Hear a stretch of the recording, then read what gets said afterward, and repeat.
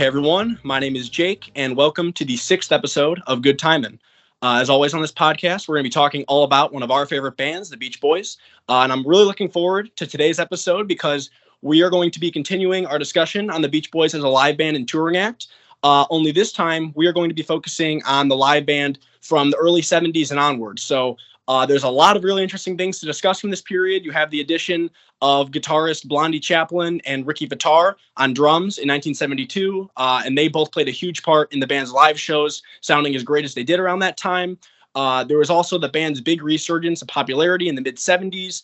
There were several major concert tours. There was a co-headlining tour with Chicago, as well as the Brian's Back Tour in 76, which was a massive stadium tour.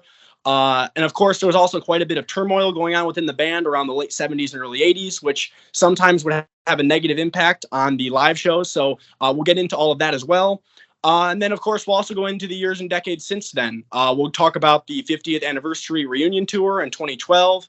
We'll talk about the current Beach Boys touring band with Mike and Bruce a little bit. And maybe we'll also share some of our own Beach Boys concert stories from over the years. I know, Justin, you have some cool stories, so we'll definitely get into that at the end. So for today's episode, I'm happy to have Reilly, Matt, and Justin with me. So happy to have you guys here, and I cannot wait to talk about all these interesting topics with you guys. So I guess to start, to kind of just pick up where we left off last episode, in case anybody missed it or is just tuning in for this one, we left off around 1971. And around that time, the Beach Boys were playing at a lot of colleges and universities across the U.S., as well as some bigger festivals and shows. One of the festivals they did was the May Day Peace Celebration, which was in Washington, D.C. There's some footage online of that. They also did the Big Sur Folk Festival in Monterey, California, which was actually the previous year, but we forgot to mention it last time. But that was a concert that they did, and it was pretty successful from what I've read. Also, Jack Reilly had recently taken over as the band's manager around this time, and he was working pretty hard to help them change their image. They were trying to fit in more with the counterculture movement of the time. You know, they didn't want to be this band of the 60s, you know, that surf rock band. They wanted to be more hip and fitting in with the times. So they did have some success in doing this because the Surf's Up album did sell pretty well for the Beach Boys, and more people were starting to attend their concerts. They were becoming a really great live band around this time. And they had a really good variety in their set lists. They were doing a mix of old material as well as their newer material. So it was a really great time to see the band live. But then in the summer of 71, Dennis injured his hand. I believe he punched it through glass or something, and he injured it pretty badly to the point that he wasn't able to drum anymore. So what ended up happening was the band, not long after that, they brought in South African musician Ricky Vittar to play drums, as well as his former bandmate Blondie Chaplin to play guitar. And as I mentioned earlier, both Ricky and Blondie had a really big impact on the band's sound, both on stage and in the studio. And since I know, Reilly, this is one of your favorite periods of the band, I'll let you kind of take things from there. So if you want to kind of pick up on that era, go ahead. Absolutely. So Carl found the flame, I think back in 1969, maybe 1970, and he actually produced their album for them. They were the only other band besides the Beach Boys on Brother Records, which is really cool to think about. But after a while, I mean, they jammed them in the studio. They hung out, and then when Dennis injured his hand, they brought in Ricky Vittar, and because they've had experience working with Blondie, jamming around, they've invited him into their live act. And before they even recorded the Carl and the Passions album, they've been toured together, and they were doing incredible stuff. And then Carl and the Passions comes out, and they have this whole new sound for their material. It's a lot more hard rock driven, which is something that I feel like FM radio definitely liked, and you see that later with Holland. And you see a lot of boost in their live act, especially their surf songs, I think, where those are rocking songs, and then you have these new guys who are just absolutely killing it. So there's an awesome period for the band, especially 72, 73, when you guys start seeing those shows like at Carnegie Hall. You see that show that they did. Oh my God, I forgot what it was. I have it right here. Crap. They did one at Carnegie. I forgot the other big one that they used for in concert. Anybody have that? Hartford, Connecticut? It wasn't Hartford. I would know that, being from Connecticut. But regardless, I mean, a lot of the material that they were doing, especially the material that they were doing live off their new albums, like Carl and the Passions in Holland, Marcella, Leaving This Town, We Got Love, which was actually scrapped from the Holland album. that was just huge parts of their live show. I mean, I'm a huge fan of Leaving This Town, where they have that like keyboard solo that was improvised. I mean, I love the in concert version. It goes on, and I know Jake says sometimes that bores him a little bit, but I'm really into that prog rock stuff where they're improvising and jamming off the music. It's awesome to see that. In the Beach Boys really was a big draw for me. That's what drew me in initially, was that Carl and the Passions Holland era. So that's my spiel. Yeah, the in concert album, it's really cool hearing the different arrangements that they did of songs on there. Like you hear Let the Wind Blow on there, especially, is really cool. Like I love the Wild Honey version, but that kind of, I don't know how to describe it, but it's like slowed down a bit, and then you got Carl on lead. I really like it a lot. I think it's a really cool arrangement. Also, We Got Love is a song that I used to not care for. Like I'd heard it before and it didn't do anything for me. And then recently I was re-listening to the In Concert album in preparation for this episode. And I was like, God damn, I kind of like this. Like, this is pretty good. Like, I actually like this song a lot. I still think the studio version is not the best, and I do get why it was dropped. But as a live song, I think this was really cool. And it's a great kind of a showcase for Blondie and Ricky's talents as well. And then also like Funky Pretty on In Concert is really cool as well. It really rocks. I know some people definitely prefer the concert version. I actually do like the studio version a lot. I would say I maybe prefer it, but I do like the live version of Funky Pretty.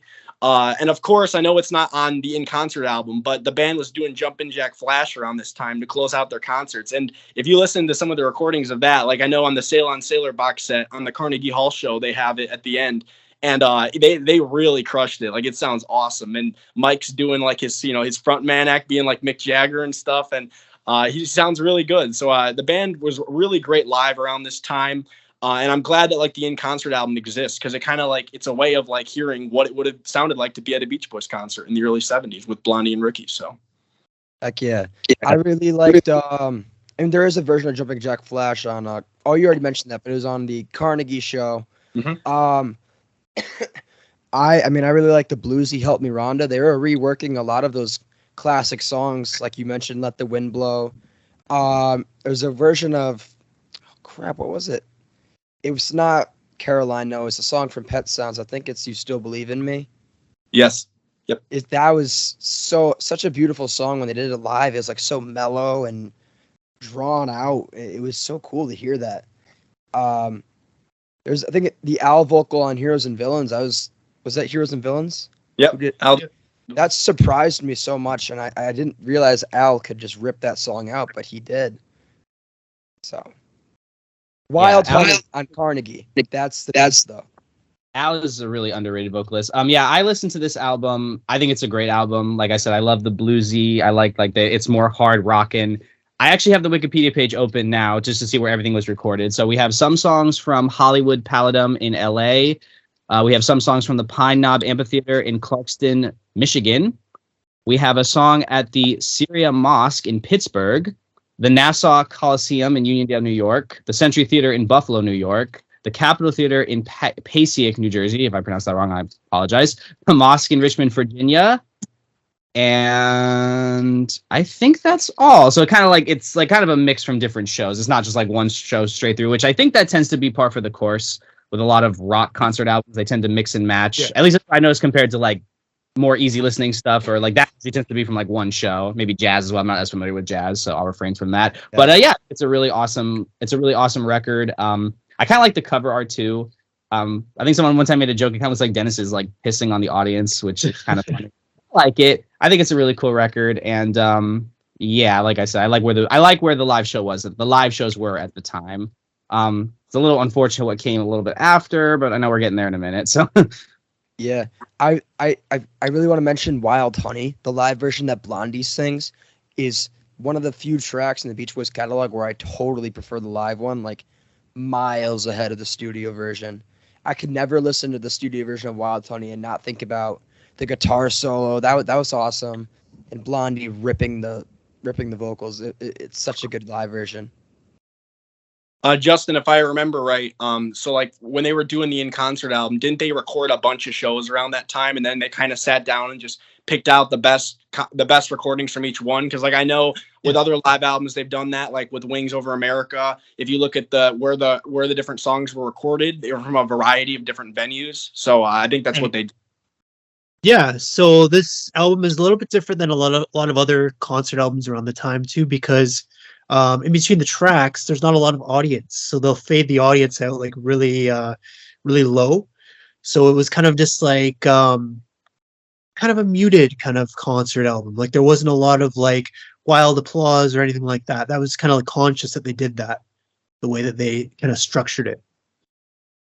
And it's interesting because like you compare that to like the like on Sail on Sailor, the box set recently, they released that Carnegie Hall concert on there, and on there it's like they didn't edit out anything, so you hear like the stage banter at one point. The banter, Mike like scolding some fans, I think, for like shouting for oldies or something. So it's kind of fun how like on one album you get like not too much stage banter, but then on the Carnegie one you hear all the stage banter. So like you kind of have like if you're into that, you have an option, and if you're not into that, you also have an option, which is nice. So sure. And also I was another live album from a couple of years later, Frampton Comes Alive. That was a huge one, and that's another one too that was recorded from quite a few different shows. Actually, as far as stage banter goes, have you ever heard of, was it like Fun with Elvis on Stage, where it's literally only stage banter? It's considered like album, the worst records ever made. But yeah, I definitely, like if you listen to like I said, I'm going back to like, I think that's just the thing with like I said with rock concert albums. I think they do sometimes try to find the best ones, and also they overdub. If you ever listen to Judy at Carnegie Hall, the Judy Garland one, which is a great live album, that one is a straight through take of the Carnegie Hall. You can even hear her like bump into the microphone and stuff. So I just think it's kind of interesting to see the dichotomy, with the different genres and live recordings. Yeah, and something interesting too that I kind of already mentioned it a little bit, but something that was going on around this time a lot with the concerts, even before like Endless Summer had come out in 74, we're talking about like 73-ish, 72-ish right now. The Beach Boys were still dealing with people that were like wanting to hear just the oldies. And there was a lot of concerts I've read about in the Beach Boys in concert book where like it says like the crowd is being really disrespectful, and like how like the band would do newer songs and they'd get like either like a kind of like a slight applause or like a confused reaction from the fans. But then once they'd start doing like the older songs, like the encore of like the hits, then people would really get into it. And I imagine that was really frustrating for the band, like you're trying to be more progressive and do material from your newer albums and kind of show that like you're not just the band of the past, you're not just a 60s surf rock band. You're trying to add some variety, and the fans sometimes were not having it. Like I said, they were doing a lot of like college venues around this time, and like sometimes people just they were there for the hits. They saw the Beach Boys name and they were like, I want to hear I Get Around and Fun, Fun, Fun. And then, they start doing songs like Leaving This Town and Funky Pretty. And some people were probably like, what the hell, but I respect the band for trying to incorporate all those newer songs into their set list. And it sounds like they're definitely like certain crowds would react really well. There were crowds that definitely did enjoy those songs too. But it really depended where they were playing. It's from what I've read, but yeah. You should have just trolled them and only played the new stuff. I love when artists do that. There's a couple artists that tried that. I think every artist that's ever done that has had to walk that back and start playing the old stuff again. Yeah, Justin, I think we'll get to it when we get to 75, but I think you maybe mentioned, I think Elton John did that once, right? Where he just did one of his new albums all the way through and people did not know how to react to it. We'll talk about that show after. All right. It's in the 90s. I think David Bowie had a whole tour. He's like, I'm retiring everything. I'm not going to play any more new stuff again. Prince too. Yeah, Prince in the 90s only played the Gold Experience. So it was like Pussy Control and all that stuff. And like people didn't know how to react to it. Mm-hmm. I want to say something really interesting about the In Concert album, just like a personal kind of story. Growing up, I actually bought like a used vinyl copy of this album. And the way that it was structured back then was it was for like record changers. Like one album was side 1 and side 4. Then the other album was side 2 and side 3.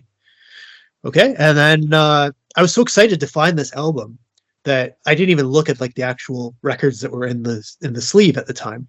So I paid I think it was $2 to buy this record. It's like a double album. And I got home.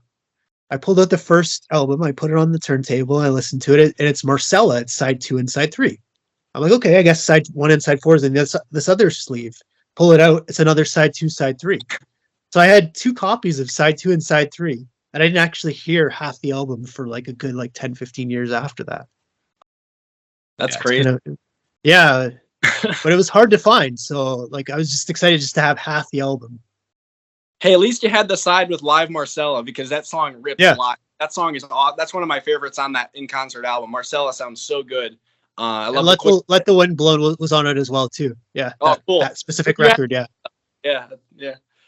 So in '73, since we're kind of around that period, that's when the in concert album came out. In terms of the backing band around that time, who was in it? I know, was Daryl Dragon still with them at that point, or he departed? I believe he was. Daryl was still with them.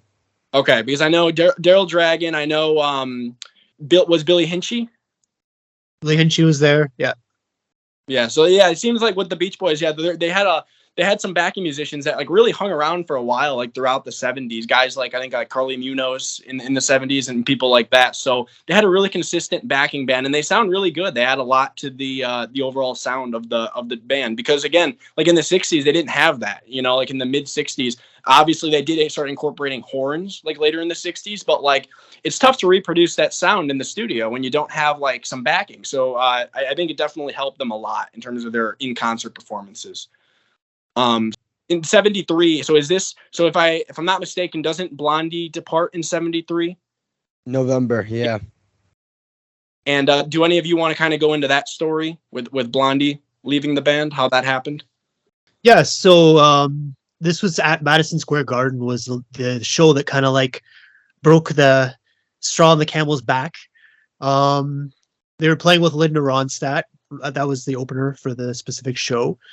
Bruce Johnson was actually there too. He was there for the encore. I guess they brought like a bunch of their friends and family and stuff up on stage for this encore. And Blondie Chaplin wanted to bring up his girlfriend on stage, and Steve Love didn't want that. So that was kind of like the thing that created that huge fight. And then after the show, Steve Love caught up with Blondie after the show, and he took his gum out of his mouth, he wadded it up, and threw it at Blondie Chaplin's face. And that was kind of the thing where after that he quit. So yeah, that's all we know really. Like, I think Blondie also, someone asked him on Facebook one time and he mentioned he was called a racial slur or something. So I think that's where that part came from. Also too, I believe it. 73, we gotta talk about the big thing in '73, right? American Graffiti. Right. Oh yeah, George Lucas. The release of American Graffiti basically caused the demand for the oldies again. I think because, the timing of the movie, it came out around the time of Watergate and everything, and people were kind of nostalgic for the past. And, American Graffiti takes place in '62, when Kennedy was still alive, when people felt very optimistic. The Vietnam War hadn't really, it started, but it hadn't really kicked off in earnest yet. So I think that, obviously two Beach Boys songs are featured very prominently in it. I think it's Surf and Safari, right? And also All Summer Long credits, which is actually an anachronism because the song didn't come out to '64, but it's very haunting in that movie actually when it's used, because it's used over the end that tells you what happened to all the characters. And so obviously the release of American Graffiti started to create a demand for the oldies. And as we would see in 1974, the summer would come out. And I think it's ultimately probably the biggest double-edged sword that ever happened to the group. Made them popular again. They were voted Rolling Stones Band of the Year, but it kind of stifled their creativity and their artistic growth. That's where I'm at with it. Definitely. It definitely slowed them down. Like they became more focused on the live shows. This in '74, if we're starting to talk about '74, they did so many shows that year. They were just constantly on the road. And like they weren't really recording at all. There was a couple of times that they tried to start recording, and then they had Brian involved a couple times, and it didn't work out, and Brian got homesick when they went to Caribou. It was just like a lot of stuff going on with the group, and I think that they just decided to play it safe this year and just like really just hammer out the shows. And even at the beginning of '74, they were still playing like a lot of universities and colleges. And then if you look at the itinerary, it goes from that to, by the summer, they're playing like huge stadiums with Crosby, Stills, Nash and Young, who was like absolutely huge at the time. That was like one of the biggest bands in 1974. So they were in a really good spot by the time the summer of '74, after Endless Summer came out. David Crosby, of course, is a big Beach Boys fan. No, I think he one time mentioned that My Room was so good that he's like, I can never, ever write anything as good as that. I give up. From what I remember from reading about that tour, from what I read, the band members were kind of getting a little annoyed about it because the Beach Boys were actually overshadowing Crosby, Stills, Nash and Young on that tour. Like the people, like they were like the live, like you said, the live act was so good around that time. They were really focusing on it. That like, you know, when the Beach Boys cranked out that string of hits, you know, to start the show, like, you know, it just blew people away. And like obviously Crosby, Stills, Nash and Young have a more of a folkier, quieter sound, you know, compared to those Beach Boys hits. So like it must have felt a little bit like a come down for some people, you know. Obviously, if you were there for Crosby, Stills, Nash and Young, that's one thing. But like if you were just there to have a good time, like man, the Beach Boys set list that they were doing, that would have me really like pumped up. And then yeah, to go from that to that, it must have been it's been an interesting experience. Also around this time, with the transition to like more oldies focused set lists with the, you know, with Endless Summer coming out soon and stuff. Wasn't this around the time Jack Reilly departed as well in terms of management? I think the band kind of ousted him, right? They apparently ousted him because if you believe Heroes and Villains, they didn't like that he was involved with another man. Don't know how true that is, but that's what Stephen Gaines wrote in the book. I know Al later said in that Goldmine interview that he was kind of like a trickster and he was kind of like he kind of was like a charlatan a bit. And I know Jack Reilly, didn't he give us probably one of my favorite quotes about the Beach Boys? They blew it. They continue to blow it. They still blow it. Something like that. Yeah, I don't know. Jack Reilly was an interesting character because I know he kind of like fabricated a lot of stuff. Like he claimed he had a Peabody Award or something. I don't know. He just came up with all this like gobbledygook. But again, I think he did a lot of good for the band. But I think it was just they felt he was kind of like a charlatan, so they kind of got rid of him. But if Gaines' book is to be believed, he was involved with another man. They didn't like that.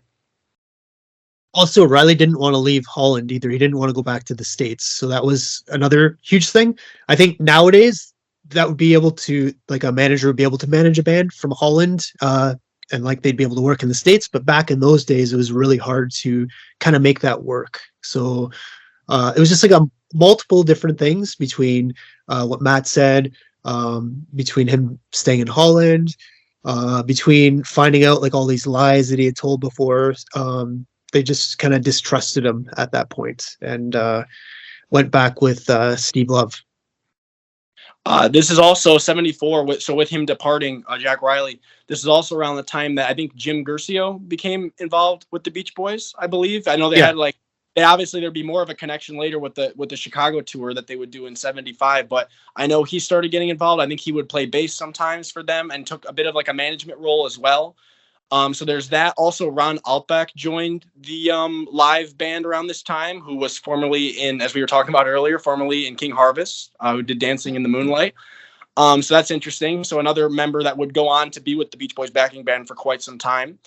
And then also I wrote down a couple of things that I thought were amusing from the book that I read, The Beach Boys in Concert, from around this time. So there was a show in Vancouver in 74 where it says, so according to Rolling Stone, while Carl was singing Caroline No, Mike and Dennis ran across the stage stark naked and then switched into each other's clothes. The streaking cousins caused Carl to crack up in the middle of his performance. Which I thought was really funny. Like, I wish it would be so funny if there was like a recording of that. Not, I wouldn't want to see them running across naked, but like just to hear Carl cracking up in the middle of that song would be pretty funny. Also, there's a story too where I guess like after this is something that happened a few times where after the shows, like towards the end, Dennis would like casually just like say like where the group was staying, like what hotel they were at. Like there was one where I guess he said at the end of the show, Carl Wilson's hotel room is 4800. See you tonight.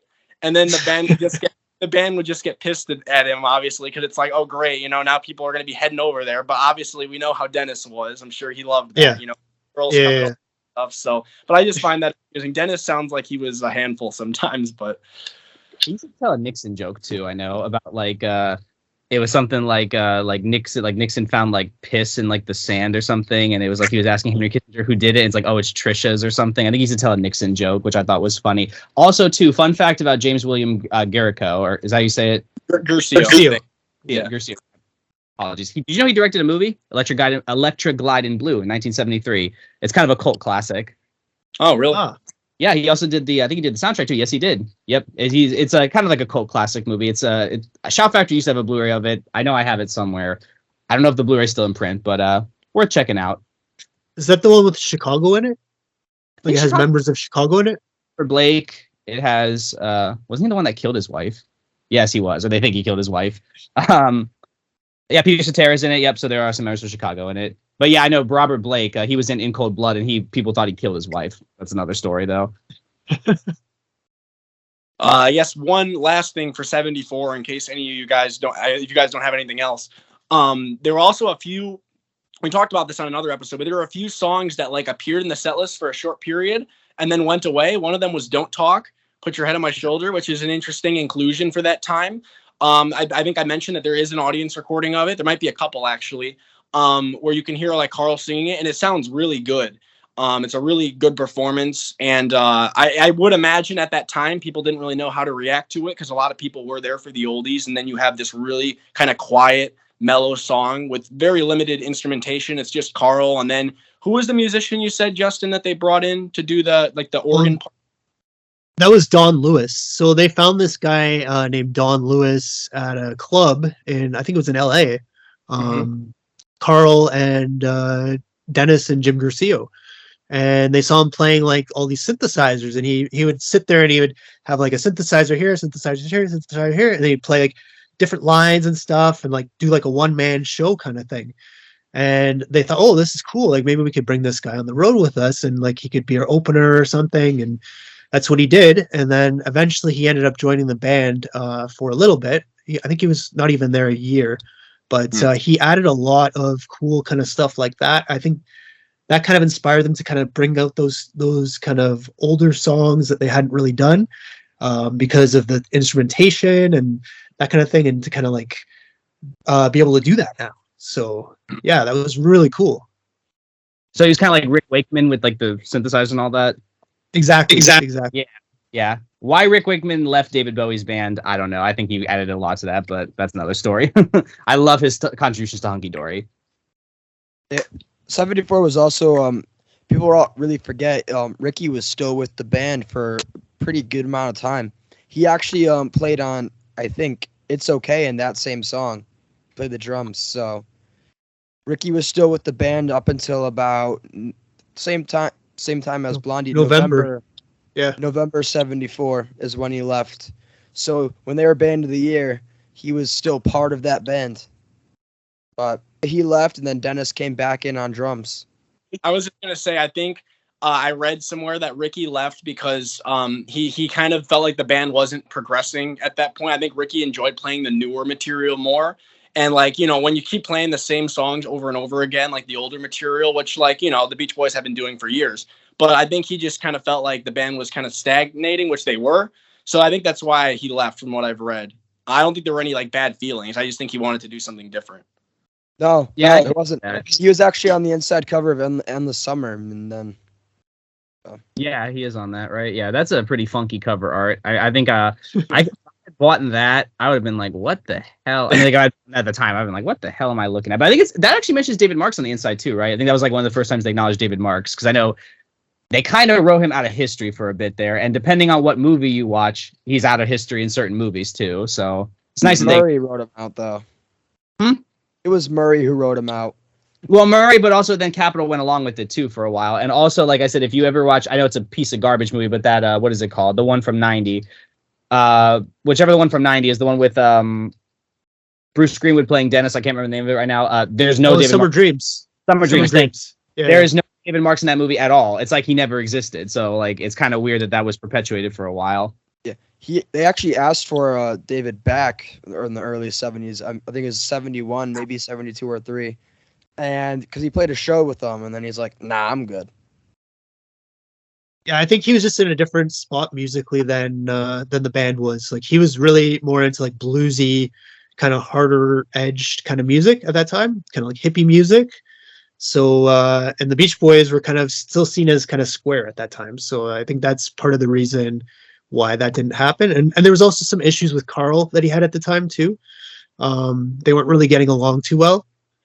So yeah. So from there, so we move on to 75, and in 1975 they had a big tour with Chicago, a co-headlining tour, and they would go, I believe it was mostly a lot of stadiums, right, and bigger venues that they were doing, and it sounds like it was one of the most like successful tours they had up to that point, because you're getting Chicago at that point was a huge band. They were like kind of in their prime. They had a bunch of hits around that time. And the Beach Boys are having that resurgence in popularity because of the whole like nostalgia wave with the American Graffiti and everything. So it was a huge tour. I believe Chicago would usually, was it the Beach Boys started and then Chicago, or was it vice versa for the concert order? I think they would switch depending on the show. Okay, I knew they came together at the end to play together, which I think is really cool. They would come and play like different songs, and different singers would sing. Like Carl would sing a Chicago song, and Peter Cetera would sing a Beach Boys song. So it's kind of like really unique, something that you wouldn't really hear anywhere else other than at this show.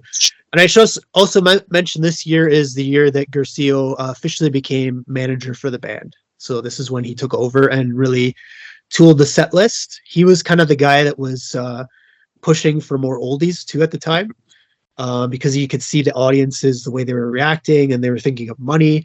Just the way that Garcia was, he was very attuned to the commercial what would sell kind of thing. How can we make more money?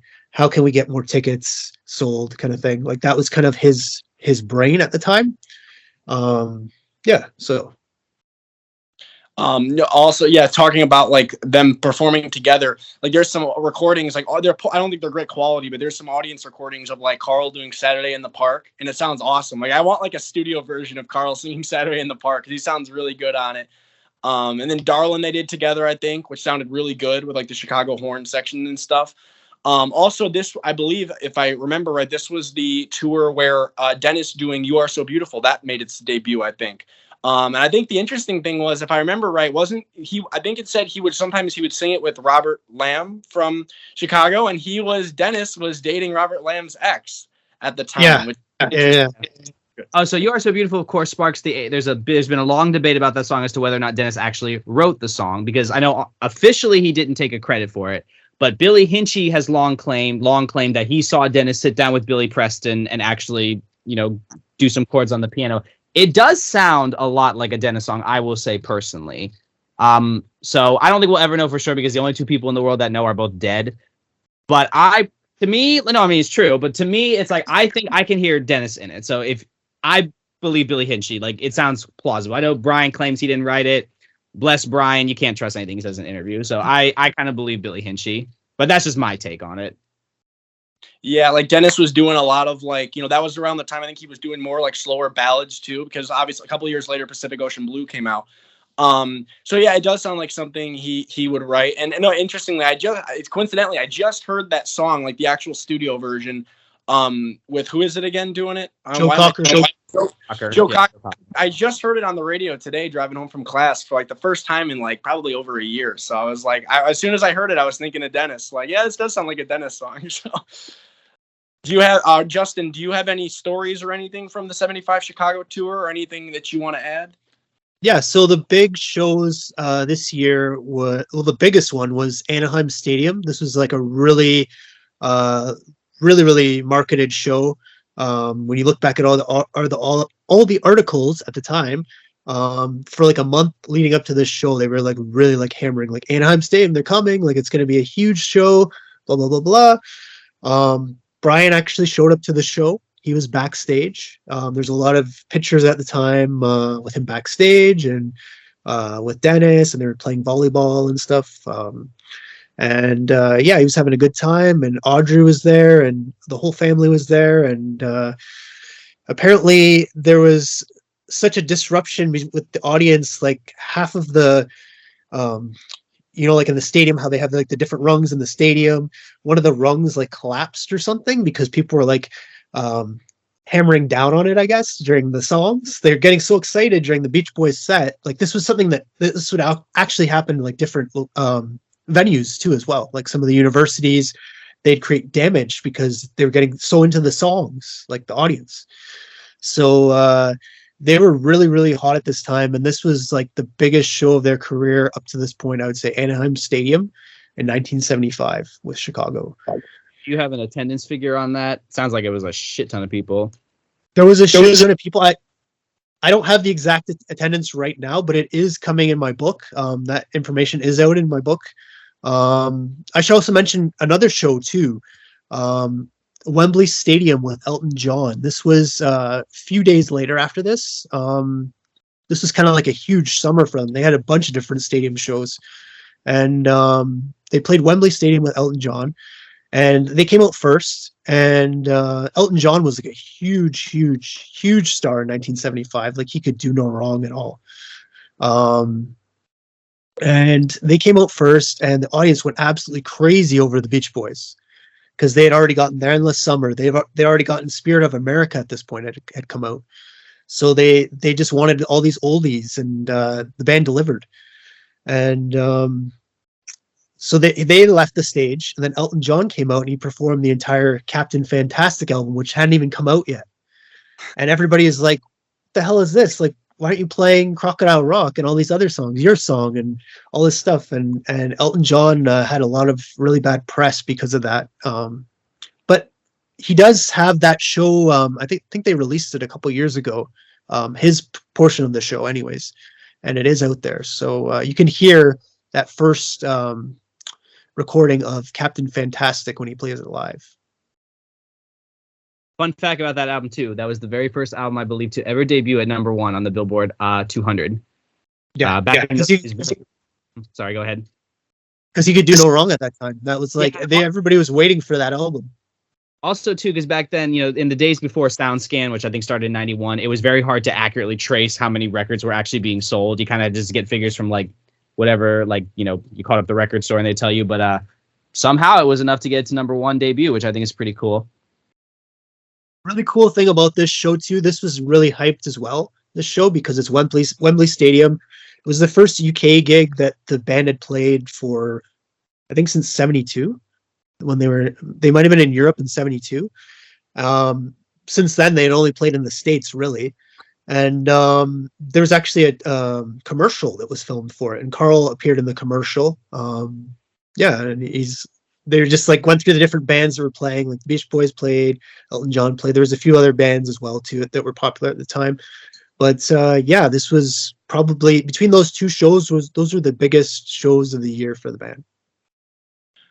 So that was, I would say that was pretty good for covering 75. Like you said, they went back to the UK for the first time in several years, and they had a big Chicago tour. So I guess then we'll move on to 76, which was a really big year for the band. Because this was the year that Brian rejoined the live band. Now, this didn't happen right away because the Brian's back, the whole tour for 76, the Beach Boys did. I believe Brian, so this was a big stadium tour. I believe it was Steve Love's idea to do this, and the plan was to incorporate Brian into the shows again to help sell tickets and get good publicity and everything. And if I remember right, like I think Brian was at one of the first couple shows they did, like in California, but then after that he was off the road again until like the fall. Am I right on that, Justin? Yeah. So this there's a lot of stuff going on behind the scenes. Like we can't really cover all of it today because there was so much going on between recording and what was going on with Brian, and he wasn't really sure whether he wanted to come back or not, or there was just like a lot of issues mentally with him, and you had Landy coming back in. So they started off in Oakland Coliseum. That was the first show. That was like the official show of this tour after they had recorded 15 Big Ones. This was kind of a big show because they weren't really sure whether Brian was actually gonna jump on stage or not, but he was there with the band, like backstage. And they started playing the show or whatever, and then in the middle of the show, Billy Hinchy gets a tap on his shoulder, and it's Brian comes out.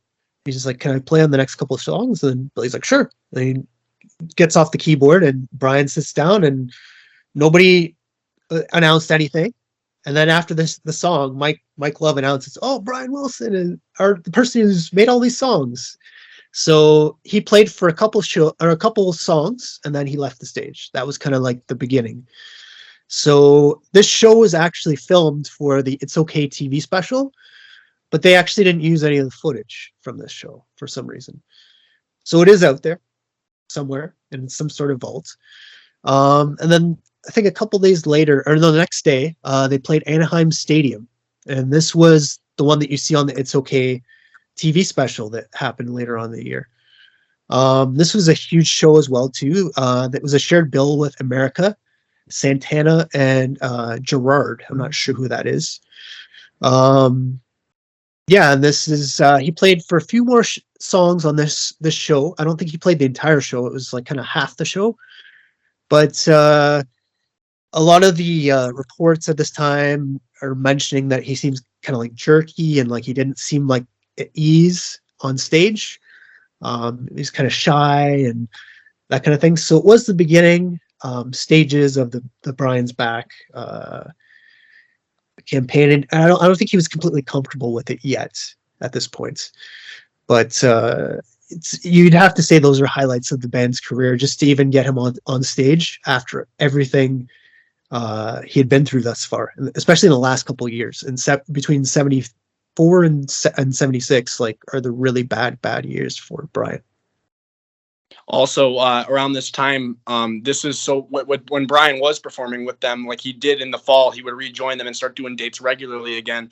For some people, obviously, if 15 Big Ones had come out, but this was like an introduction to some people to Brian's new voice. Brian's voice had changed a ton over the past 4 or 5 years, from years of substance abuse, smoking. Yep, that was the big one. So yeah, all of a sudden, like you hear this guy that had this angelic falsetto on all those early records like Don't Worry Baby and all those classic songs, and you hear him singing like Back Home with this really like rough voice, so it must have been a bit of like an eye-opener to some people, like, wow, like that's Brian's new voice. But like you said, it's cool that they were able to get him back on stage. Like you said, I don't know how comfortable he was with it at the time. It definitely, from what I've read, it does kind of seem like they were really kind of just like management was really pushing him to go up there anyway, regardless of how he really felt about it. But yeah, I think over time he kind of got more comfortable being on stage. And then also another thing too with this tour, again, it's mostly oldies oriented. If you look at some of the set lists from this time, they would do some new songs from 15 Big Ones. Like I think they were doing like some of the covers, like Palisades Park. They would do live with Carl on lead. They would do Susie Cincinnati with Al, which I read went over really well in Cincinnati when they did it. They had the real Susie Cincinnati, who the song was based off of, come up on stage, which I think you mentioned to Justin in a previous episode. So yeah, this was a really big tour for them. One of the biggest tours of that year. There was a lot of publicity with the band. They were appearing in magazines, TV appearances, like with the It's Okay TV special. And yeah, it was just a huge time for the band in terms of popularity. Also, one thing I did not know until recently, reading the book, apparently Mike got hepatitis in the fall, and they had to cancel a bunch of dates towards the end of the year, which is pretty crazy. They said, I guess one of the guys in the book said, like, one of the band members looked at Mike and like he looked all yellow, and they were like, oh my God. Like, so they had to cancel some dates, which was unfortunate, but yeah, it was a huge year for them. That was kind of a blessing in disguise, I would say, the hepatitis thing, because that gave Brian a chance to really go into the studio and start Love You, because that was right around the period when he was really able to focus on making that album, like at the end of 76. And I just want to say one big thing for 76 too. In the UK, 20 Golden Greats came out. Massive seller in the UK. It was promoted big on TV, and that was like a big thing for them, that like a ton of people bought that record. It was kind of like the Endless Summer of the UK. I don't know if you guys have ever seen that record out there. Probably not in the wild, but it was a big seller in the UK, and it was like that just was a big jolt for their popularity over there too, for this to come out around the same time. TV promoted it like mad. I actually used to have that record. It had Breakaway was the last track on it. Yep. And apparently it's full of duophonic mixes, so I can only imagine how good it sounded. It is. Yeah. There's some good sounding tracks on it, but some of them are duophonic, now that I remember it. Yeah. Wasn't UK vinyl in general tending to be a bit better than American vinyl? It was. Most of the UK pressings were really good that I had. Yeah, like they said, like if you compare like an original UK Abbey Road or White Album to an American White Album, night and day. Like the American White Album is so much worse than the UK version. That's what the Steve Hoffman forums at least said. I'll take their word for it. All right, I guess. Do you have any other concert stories or anything from this time, Justin? Yeah, so the last one I'd like to mention is when they reconvened at the end of 76 after Mike got through hepatitis and he was able to perform again. Kind of every year around this time, they'd kind of reconvene in Los Angeles around Christmas time, and they'd have like a bunch of like local concerts around their kind of home base that they do like up into New Year.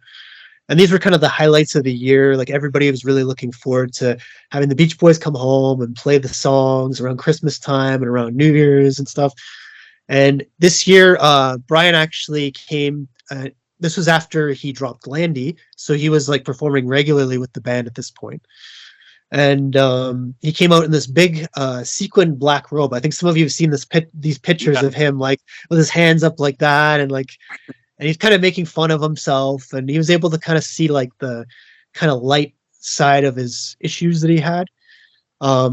His issues were very well publicized at this point. Like going back to like 74, there's even articles and stuff about him not participating and being in his bed and that kind of stuff. So it's good that he was able to kind of make light of that and to kind of move on. But I still think at this point he still wasn't completely there. He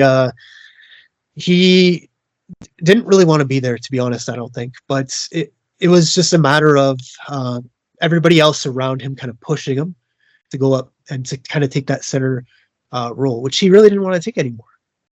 I was just listening to a radio interview with Brian recently from like the late 70s, around that time. I don't even think I'd heard it before. It was with Peter Fornatelli or somebody.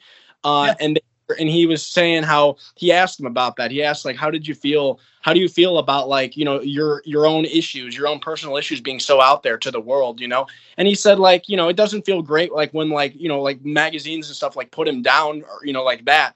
But he said he was okay with it, though. He said, like, it's one of those things where, like, you know, he's honest about it. And I don't think he necessarily like hated that, like, it was so out there. I think he was kind of just used to it at that point. He would talk about it like openly in interviews, how like he went through this like recluse period, you know, where like he wasn't leaving his room often and stuff. Again, some of that's exaggerated, you know, like I'm sure he wasn't like people say he was just laying in bed for like years straight. Like, no, he wasn't doing that. But I mean, like, you know, he wasn't going out often. You weren't seeing him anywhere. So, yeah. And he was over in the other section. Like there was the house, and then there was the what is it called? The quarters, the chauffeur's quarters, which was a completely different building than the house. So he was over in a completely different building from Maryland and the kids.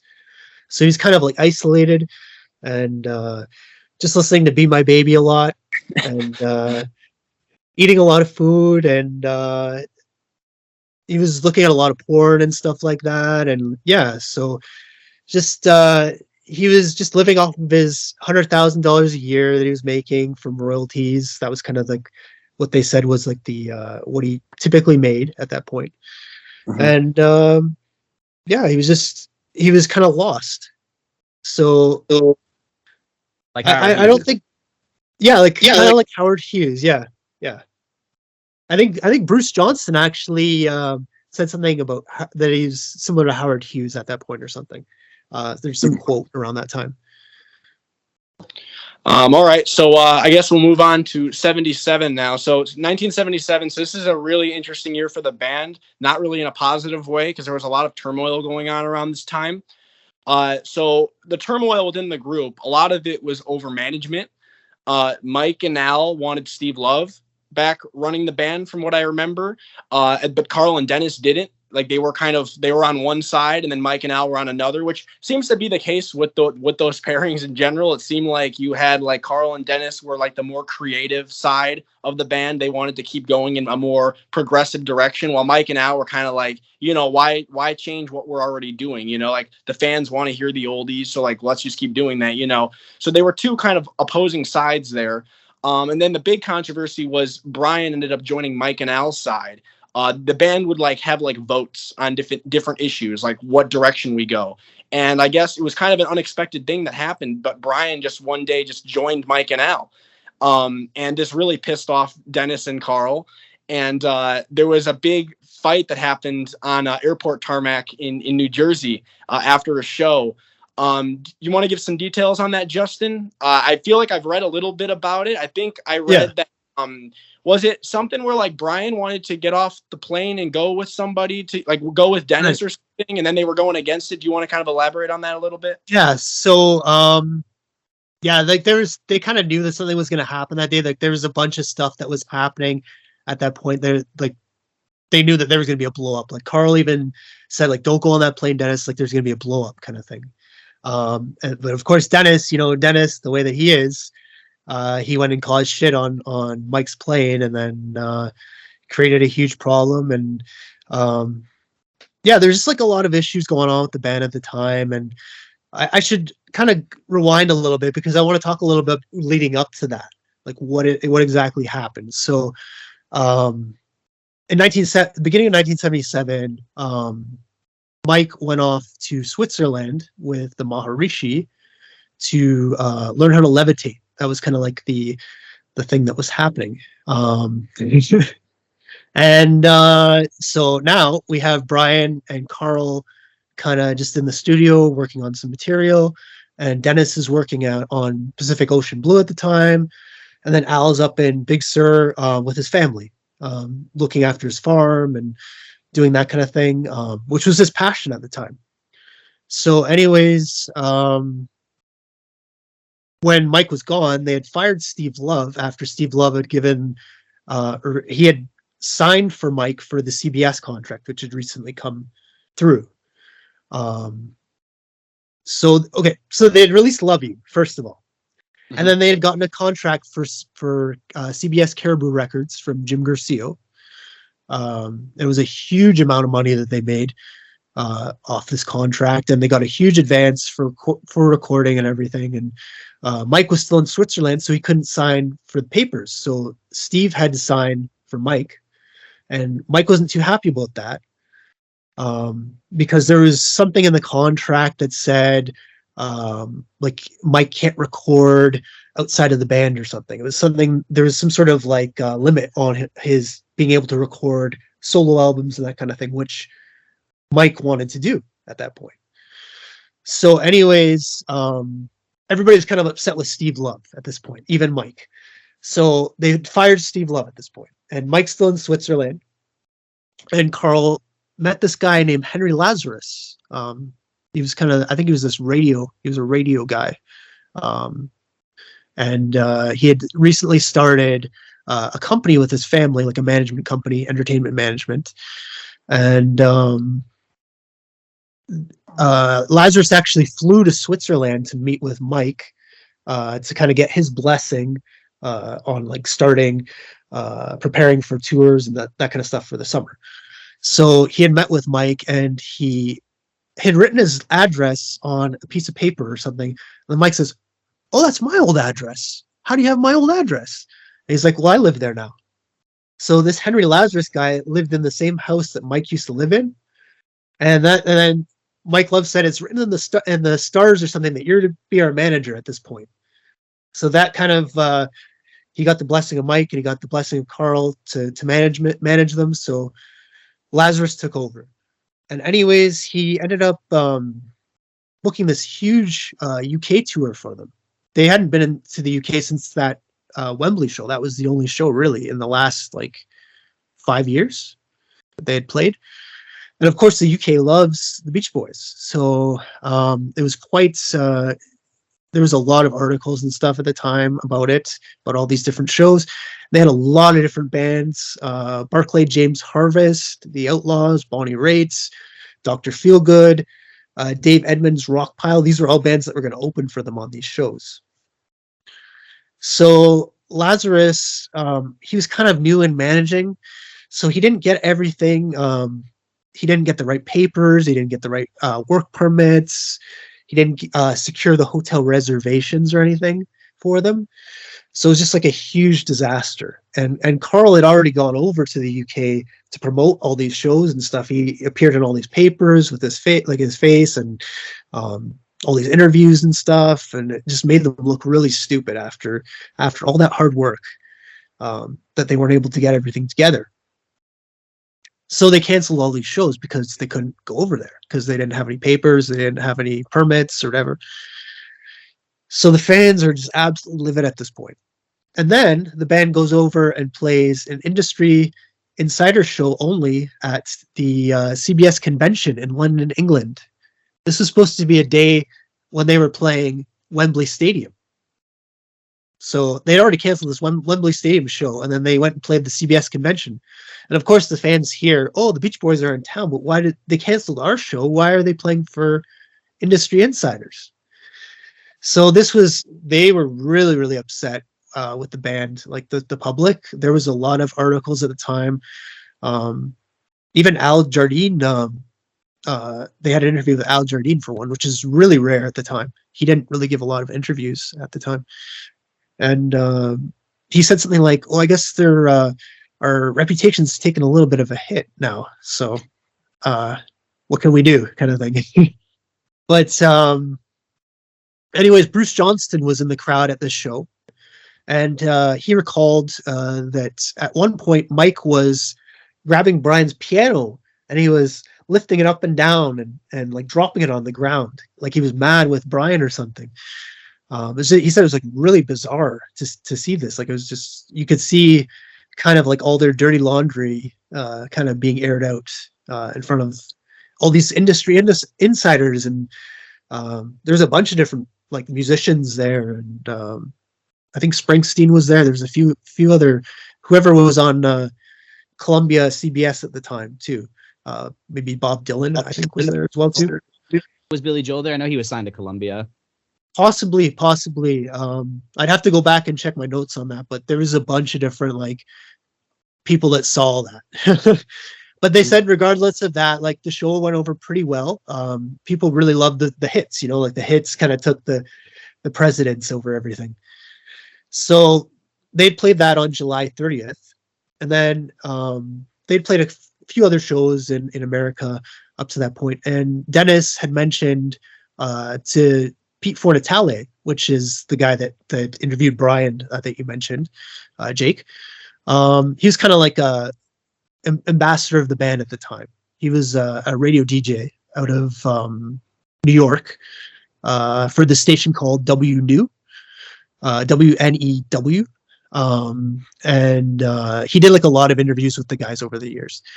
And he did an interview with Dennis, and Dennis said something about, "Oh, I'd love to do a free show in Central Park with the band, just to kind of like celebrate the band and to just get everybody together and have a nice peaceful show." So they ended up making this happen. It was like a huge event. I'm sure all of you guys have seen pictures from it. Yeah, and Charles Lloyd was there, and all of them, like the whole band and everything. You could see them like dancing around in the videos and stuff. But it was after that show. I think it was Newark was where the Tarmac in New Jersey, the Tarmac episode came. So even though they had this great peaceful show and everything, after the Central Park show, there was still like fighting going on between the band, especially between the factions of the different band who were traveling in different planes at this point. There was a prop plane, which Carl and Dennis usually traveled in with the backing musicians.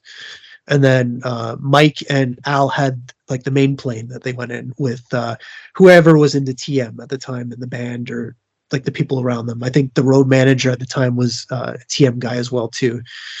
So yeah, anyways, they landed the plane in Newark to refuel. And this is when Carl was like, "Dennis, don't go in there. Like, you're going to create like a huge problem." And Dennis, because Mike and Al had already been talking about replacements for Dennis and Carl because they wanted to get rid of them. Because this was how bad the fighting was going on at the time. Anyways, he said, don't go in there. You're going to create a huge problem. Let's just like let this kind of blow over and see what happens from there. But Dennis goes in and he went right into Mike's face and Al's face and like, "You want to get replacements for us?" Blah, blah, blah, blah. And then like it created a huge fight that ended up coming out of the plane onto the tarmac. It was Dennis, Mike, Steve Love, and Stan Love all kind of in a circle. And then there was a reporter for Rolling Stone magazine that kind of witnessed this whole kind of ordeal, which was kind of embarrassing for the band, especially after they had been through this whole UK tour and all the issues with that. So there was some yelling and some insults and swearing and stuff back and forth that was really unfavorable. Meanwhile, the plane engines are running and stuff from on the plane. So it's like something you see out of a movie, like screaming at one another. And but the main thing too was that Brian had wanted to, actually Dennis was with Karen Lamb, and he wanted to stay in New York to kind of like take in the nightlife at the time. And then they said, "Oh, we'll just go on a commercial flight back home tomorrow." And Mike didn't want that. And Brian said, "Oh, I'll go with them, and we'll kind of like see the nightlife together." And that made him even more upset. So, yeah, it was just a blow up that was kind of waiting to happen because of just various issues with the band. And after this whole fight and the whole, it was all published in Rolling Stone magazine like a couple weeks later after that. And I must mention too, like if you look at all the articles in the newspaper, like all the different papers all across the U.S., that like from that point to the end of the year, a lot of them mention this that the Beach Boys are breaking up kind of thing, and like this was like a huge kind of underlying current at this point. So, anyways, after all this happened, they kind of went their own separate ways, and they had this big meeting at Brian's house, and each person had an attorney present. This is how ridiculous it got at this point. Like each band member had an attorney present, and I think Marilyn was there as well too. And they just kind of talked through their different issues. And this is when Mike came up with the idea of recording at MIU and creating a studio there. And because the Beach Boys had their brother's studio, which was in Santa Monica.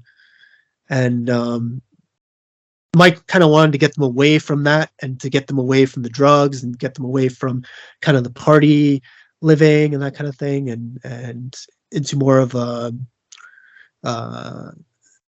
meditative kind of state for the next album. He thought that would be useful because they just had so many issues going on. So yeah, that was that. Yeah, I read a quote from Mike that year because I'll talk a little bit about the live act at that time too. But there's a quote from Mike, I guess, that he said he insisted that all non-meditators be fired that were in the band around that time. So Billy Hinchy was gone. They did.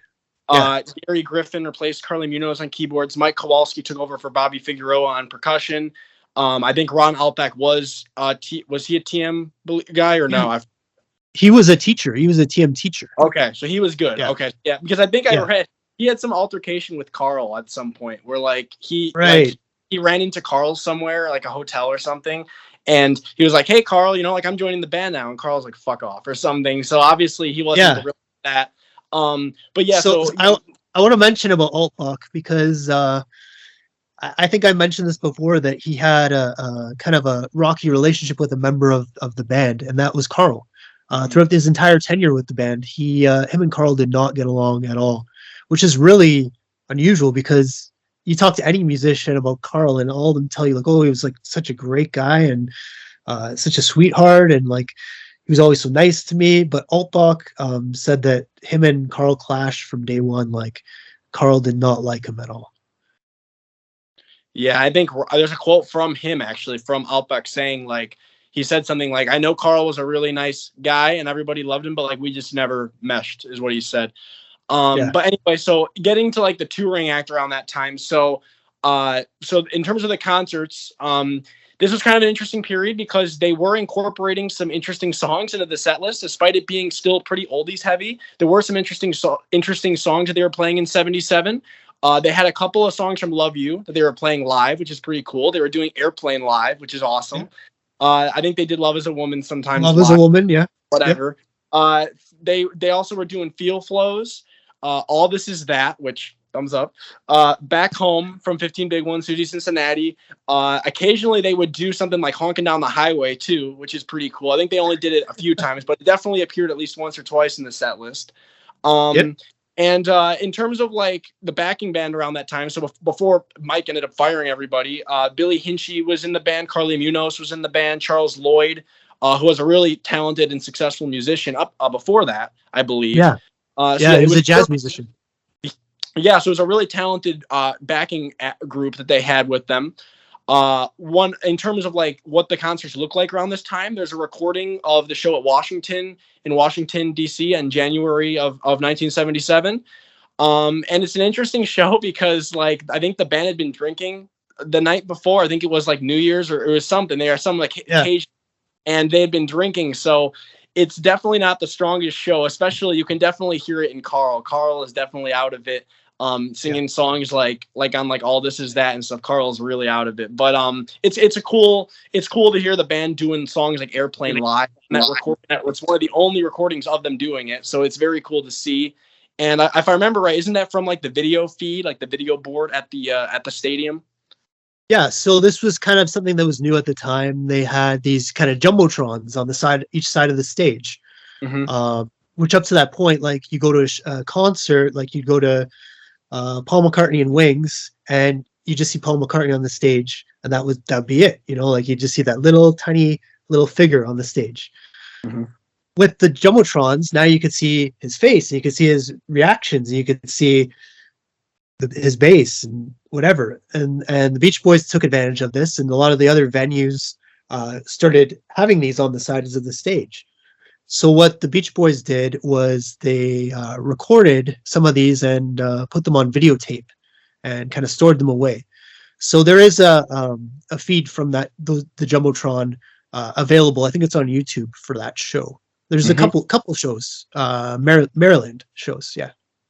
Also, like yeah, going back to like Carl during that show, like I think it's during All This Is That or one of the songs, they cut to Carl and like they're zooming in it's like face, and he's like get the camera off of me, like I am not. Yeah. Did you say January of 77? It might have been, was it Carter's inauguration? It might have been around that time. Yeah, probably was. I feel like you're right. I think they played both. I think I read they played both Carter and Reagan, which I thought was interesting. The dichotomy of the Beach Boys, right? You're right. Two last quick things I wanted to mention. So this is around the time Carl started having some issues with his personal life. His relationship was kind of falling apart at this point. I believe he would go through a divorce not long after this point. Also, he started having back pain issues, which really started to affect him, especially in 78, which we're about to get to. And then the one other thing I wanted to mention is that Dennis was planning a tour for Pacific Ocean Blue around this time, but that unfortunately did not happen. It would have been really cool if it did. I'm sure we'd have some live recordings of him doing those songs if he had done that tour, which would have been really cool to hear. But unfortunately, that just didn't happen. From what I've read, Dennis wasn't exactly the most confident performer. Also, he had his own issues at this time. You know, this was really like when like the alcohol started really becoming an issue with Dennis. Obviously, he'd been drinking for a little bit up to this point, but like now it was starting to become an issue. Yeah, I just want to add one thing quick about the Dennis tour too. The other thing I heard, the reason why I never went on was because he was insisting on having a big orchestra section, and Caribou no. So I've heard that it was a combination of that and also because the drinking, like you said, he wasn't reliable. Because I think it was going to be like a theater tour. It was going to be like a pretty small, wasn't going to be like big stadiums or anything. But he was very insistent on he wanted a whole orchestra section to, replicate the parts, and they said no way. There's also rumors too that the band basically said if you go on this tour, that's it. Because I think they were really jealous of Pacific Ocean Blue. I think they were really jealous. They got good reviews. Jealous. Actually outsold whatever they put out at the time, so they were really jealous. I think Dennis even said something like, "Yeah, they're just jealous of my record." And I think this was around the time he said that Al couldn't play like 3 notes or something. I don't remember. that was the tarmac fight. Yes, all around the same. 77 was an interesting year for sure. Yeah, and Dennis wasn't even thrilled with the Beach Boys product at that time because he said that quote about IU that he hopes it f's up Mike's karma for life or whatever. Self-destruct fucks up Mike's love karma. Yeah. Okay, so I guess we'll move on to 78 now. So 1978 is kind of like the low point for the band in terms of touring because they were having a lot of issues, specifically Carl. So they had a really rough tour in Australia and New Zealand that year to start the year, I believe. Carl was really going through a lot. Like I said, he had his the divorce. He was going through his relationship falling apart. Also, the back pain he was under constantly. So he was under the influence on stage. and it really affected the shows really badly. There was a couple of shows, and I don't know if it was Sydney or which city it was, but I guess Carl was so out of it that like fans were demanding refunds. That's how bad it was. And the band had to have this whole press conference at a hotel where they had to explain what happened. Which again, it's like normally when you think of issues within the Beach Boys, like you think of like, Dennis, like not showing up to concerts or just being drunk. You don't really think of Carl having the issues, but this was a really tough period for him. Also, you had the altercation that Carl had with Rocky Pamplin around this time, where I guess so Brian had obtained some drugs while on the tour, and I guess he was acting crazy on stage for one of the shows, from what I read. And yeah, Carl was under the influence too. And I guess one of these shows, where Brian had gotten drugs or whatever, Carl made a comment. And he said, "Nice going, bodyguards. Good job watching Brian," something like that. And then Rocky Pamplin, who was their the bodyguard for the band at the time, just knocked Carl out cold, and he had a black eye. And I read, again, this is from, I think, the Gaines book, so you can't trust everything in there, but from what it sounds like the black eye was so bad that like they were like doing work on him like in like the makeup room, trying to cover it up. And I guess like Carl was afraid to even leave the room and like go near Rocky because like he was afraid he was going to beat the shit out of him again. So it just sounds like a really like tense period for the band. This is also when Dennis started really becoming an addict with like others, like besides just drinking. This is when he was introduced to heroin, supposedly. Brian starts struggling again around this time because he had been doing better for a while. And now he starts struggling again. There's a story, I'll let you guys talk in a minute here, but there's a story from a concert in Canada, actually, Justin. So it was from the Calgary show. And I guess what happened was they were making the trip to Calgary. And this is July of 1978. Apparently, Dennis took the furniture from 2 or 3 other rooms as a prank and stuffed it into Carl's hotel room while he was sleeping so that Carl couldn't get out of the room. So as a result, they were late for the commercial flight and missed it. So they had to lease 8 or 10 4-seat planes to fly from Seattle to Calgary.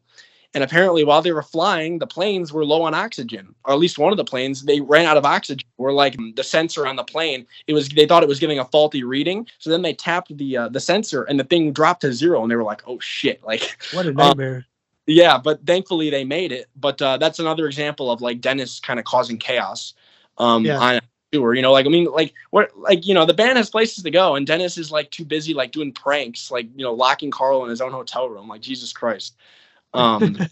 Yeah, do you want to add anything to the 78 Australia tour or any of the things going on in 78, Justin or Matt? Yeah. So there's a show available on YouTube. I think it's the Sydney Meyer Music Bowl in Melbourne.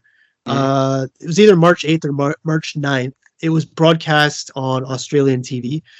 For you, those of you that have seen this show, it is a mess. It is an absolute mess. I think Dennis is the only Wilson brother that's actually in it. Brian is out of it. Carl is out of it. Al's kind of save me now kind of thing is his face. And Mike is just kind of like turning a blind eye towards everything. So it's pretty bad. It's like the Beach Boys and Charles Lloyd, basically. So, yeah, like you said, Carl, his marriage was on the rocks. He turned to drugs and alcohol to kind of cope with that. He also had that back pain that started up in 76 after the Sparklets water bottle, dropping that. It's actually, that was Dennis' bottle, right? I think Carl's back was actually killed by, he lifted up a TV badly, which, those old CRT TVs that weighed like a gajillion pounds. I think Dennis was the one who dropped the water bottle that cracked open his toe or something. He dropped the water bottle too. That he was helping Carl because Carl couldn't do it anymore. Oh, okay, yeah. Yeah, that's what I read. Really, I read a TV. Who knows? Another thing that was interesting with 78, Bruce begins making appearances again with the band later in the year. I believe like in the fall, Bruce starts appearing again.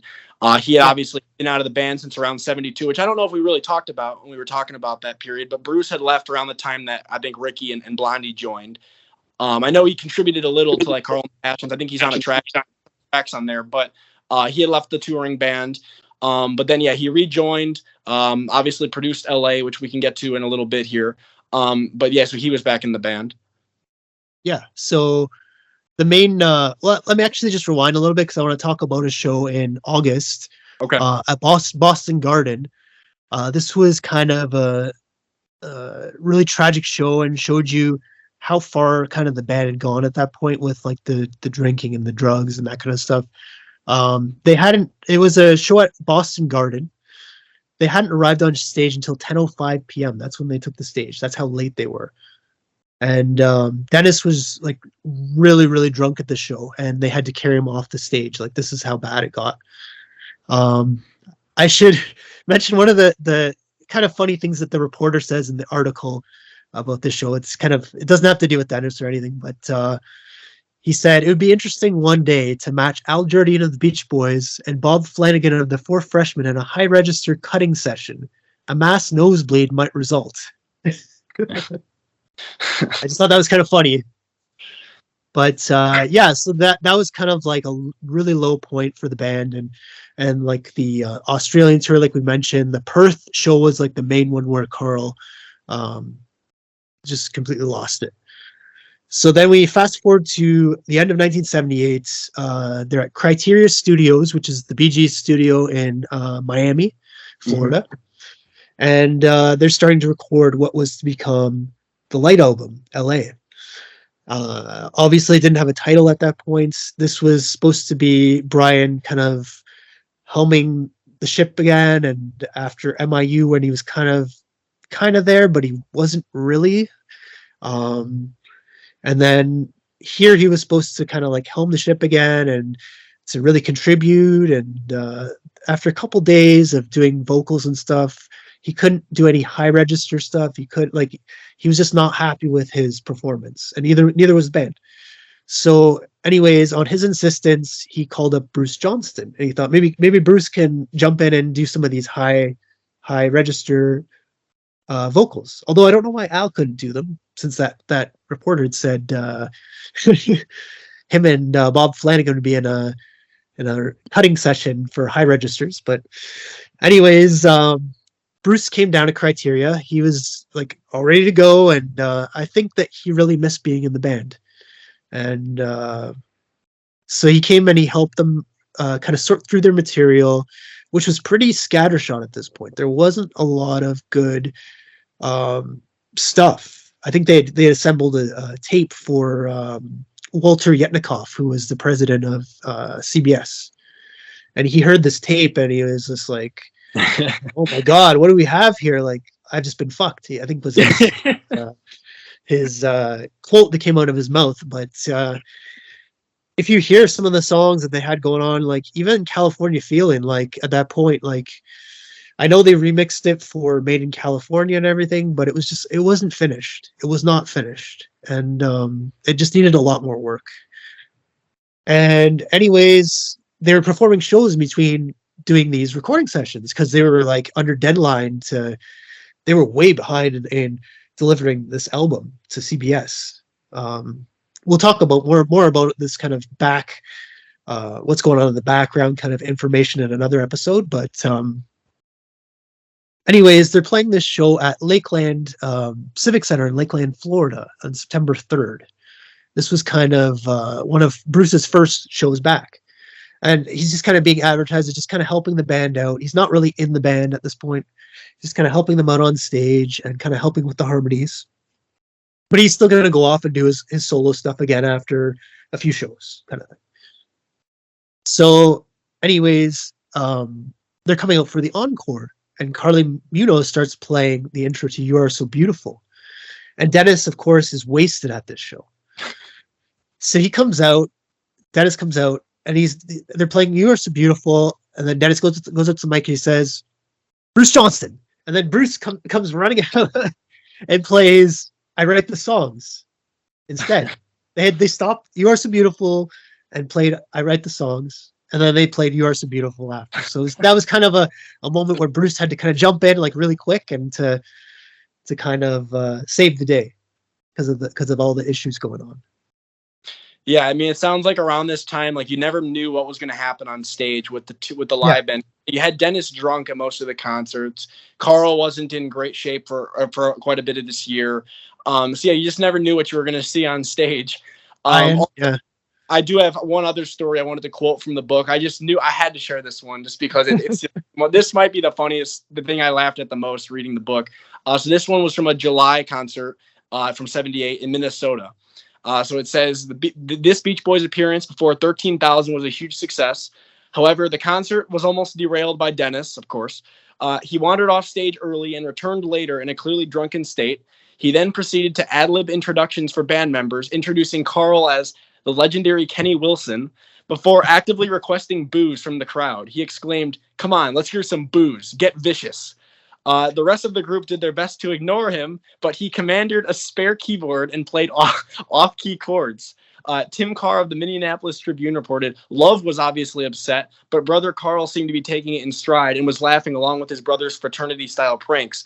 But the concert was in jeopardy of becoming shambles. Then Dennis reclaimed the drums and he began funneling his nervous energy into the music and kicked the band into a rousing final burst, propelling the songs along at a full tilt pace. So sounds like the concert ended up going okay in the end, but I just love picturing Dennis, just like slapping a keyboard and, just saying like, asking the audience to boo and stuff. It's just like, oh my God, this band, like Jesus.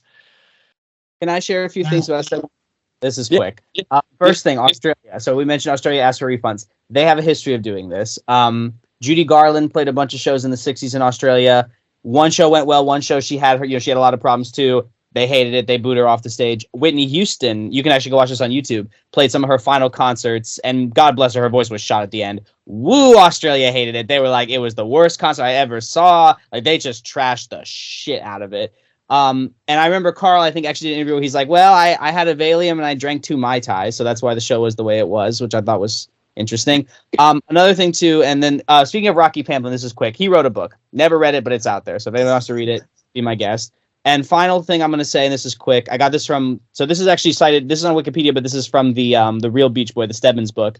It says in 1978, following a concert in Arizona, so Justin, you might have more information as to when it was in 78, Dennis was arrested for sharing drugs and alcohol with a 16-year-old girl in his hotel room. He claimed it was a setup, and he paid $100,000 in legal fees. So just going to show you where Dennis's mind was. Do you know exactly when that was, Justin, when they played Arizona in 78? Do you know like exactly? Arizona? Let me see if I can find that. 78? 1978. This is from the Stebbins book. I remember reading that story too. It's in the book. Yeah, it sounds like it was a total mess. Was it the University of Arizona? It just says Wikipedia just says Arizona. It doesn't mention what concert. They played a couple of shows, Arizona State U on the 22nd of April and University of Arizona on the 23rd of April. Okay, it was in the springtime. Yeah, it was in the springtime. Got it. Yeah, so yeah, well, sex, drugs, and rock and roll, right? Dennis definitely exemplified that lifestyle. Right. That's all, and I'm good. That's all my my thoughts on 70. So, like, one of the things too at this point was his on and off again thing with Karen Lamb. They got married twice, actually. I think that she did a lot of good for him in the way that she kind of inspired him to kind of push his creative, make his creative juices kind of come out and to come up with Pacific Ocean Blue and Bamboo and all this kind of stuff.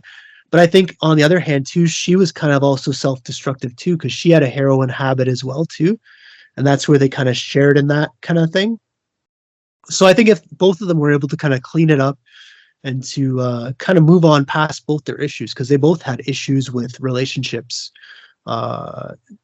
just like being able to be with one another kind of thing, he would have made it through because he really loved Karen Lamb. Mm-hmm. Also, one other thing before we move on to 79. Wasn't this the year that they started doing that country pie song or whatever in the set list? Yeah. What was the story with that again? Who wrote that? Yeah, so the 2 members of King Harvest wrote Winds of Change, which was the closing track on MIU. I'm not 100% sure if that was written for them or if it was written for the Beach Boys. That's kind of, the information's not really out there. And Ron Altbach is dead now, so you can't really ask him about that. But they also wrote another song called Country Pie, which they were performing, I think, around the Australian tour. That's when they kind of started playing this song, and it kind of really went over well with the audience, and the audience really got into it. And Mike kind of told them, these are the words before they sing the song, and you sing the song with us, and we'll point to you in this verse starts, we'll point to you in this chorus starts, kind of thing, and got them really involved in it. So the audience was kind of waiting for the Beach Boys to record this song, but they never did. So yeah. All right, I guess we can move on to 79. Reilly, do you have any thoughts on this period with the Beach Boys? I know, have you heard the Australia shows? Because they are pretty rough to hear, especially Carl. I haven't heard them in a long time. I think when I was initially kind of getting into that era of the band, I looked up a bunch of shows, but I haven't listened to any of the Australia shows in a while. So not much to say, but I do love LA Light. Well, I know you. All right, so that Rocky Pamplin died not too long ago. Yeah. All right. We'll move on to 79, I guess. So 79. So this was another kind of year of turmoil with the Beach Boys. So first off, I think we have to talk a little bit about the disastrous concert debut of "Here Comes the Night" from LA. So this was the Beach Boys trying to hop on the disco bandwagon. It was Bruce Johnston's idea, from what I've read and heard. He thought it would be a great thing for the band to do, as disco was really popular at the time. And the track itself, I've shared my opinion on it. I think it's dog shit. But anyway, so the band debuted it at Radio City Music Hall, which I believe New York. And from what I've read, the crowd literally booed them. They were booing them. Dennis hated the song as well. So I'm sure Dennis didn't care. From what I've read, actually, Dennis sometimes wouldn't even play on it. Like, he would just refuse He'd to just play. leave the stage. He'd leave the stage. Yeah. Which is like such a bold thing to do, just to like, I'm not going to play this, but like, it kind of shows the tensions within the band at that time. I think he would do it occasionally with like Al songs too, from what I read. Like, he did it with like Lady Linda or some other song too. Anyway, so yeah, Dennis didn't like that song. They dropped it very quickly. I think only a few dates they did it. And even though it was this like big single that they were promoting, it didn't do much on the charts. And then it just disappeared from the set list, never to be heard again, thankfully. Also, another little story from 79 that I wrote from the book. So there was, I think this was the Radio City Music Hall shows, actually, because they did multiple nights. It said Dennis played all 4 nights, but was drunk on at least 2. And seemed bent on creating controversy. One night he sported a t-shirt that said "Pity about Mike Love," which I think is just really funny. Like, I just like, that's like such a, like, the fact that like he custom made this t-shirt, it just said "Pity about Mike Love," and comes out there, it's just like, oh my God. Like you said, you can literally see how dysfunctional the band is just watching them on stage. Like, you can just see from the interactions, you can just see how much tension there is. So yeah, it just sounds like a tense period still. There were members of the backing band were fired around this time as well, such as Charles Lloyd and Sterling Smith. I think the reasoning for that was because LA was not selling well, and the band was not, I think financially it wasn't going great at that time, so they had to start cutting people. And Charles Lloyd was one of the first to go. And then I think the big thing for this year, which, I mean, you can add a little to this too, I'm sure, Justin, was Dennis physically attacking Mike at a concert. That was this year in 79. So he was spiraling out of control at this point, with drugs and drinking. He already had been, but it was really getting bad at this point. And the story is that, I guess, Mike was getting pissed at Dennis on stage because he was drunk and, causing chaos as usual. And I guess Dennis eventually just had enough. Like, Mike kept kind of like jumping up over there, like kind of trying to like, get at Dennis. And Dennis had enough, and he just like threw his drumsticks and just chased Mike down the stage, and then they were just having an all-out brawl, and the whole crowd and it was just a nightmare for the band, like that they're all witnessing this, like them having their their bad blood on stage in front of everybody. So then I found this amusing. So when the band returned to the stage, they took a unscheduled intermission, and when they returned to the stage, it said Mike made a speech downplaying the incident to the audience. Then Dennis appeared, grabbed a microphone, and began to repeat the words "I love Mike Love" over and over again. Which is like, I can like picture like a drunken Dennis just going like, "I love Mike Love, I love," like with his like raspier voice at the time. Yeah. Yeah. And then I guess after that, despite Mike downplaying it, Mike kept away from Dennis as far as he could for the rest of that show.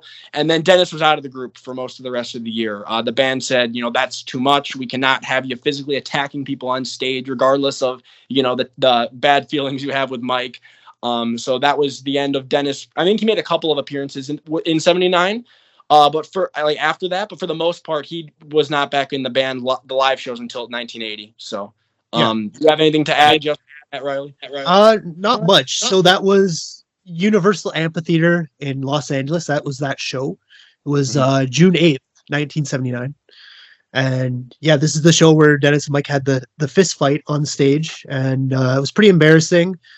I was trying to look for some articles about it around the time. Unfortunately, there isn't really anything about it.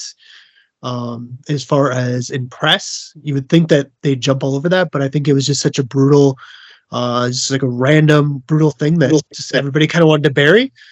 And there's not a lot about it, a lot about it out there. But yeah, they ended up suspending Dennis from the band until right around the Nebworth period in 1980 when they were in the UK. This was also around the time he started dating V too, which I think was another thing because she was doing a lot of cocaine around this time too, right? Right. So it was like they were kind of what do you call it? They were enabling each other.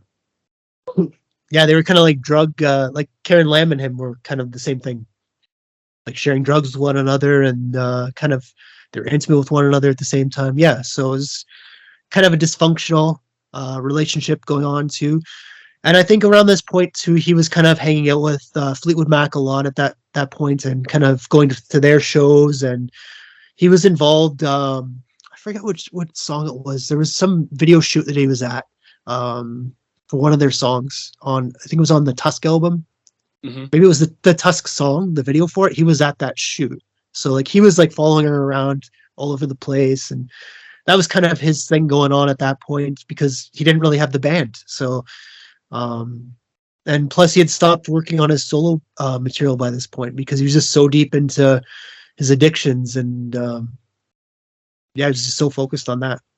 And that's why you saw the band releasing stuff like Baby Blue on LA, like that's stuff that could have made a Dennis solo album, but like it like with the way Dennis was at that time, that solo album was not coming out anytime soon. So like I think the band was like, well, let's just use what we have, and that's what they ended up doing.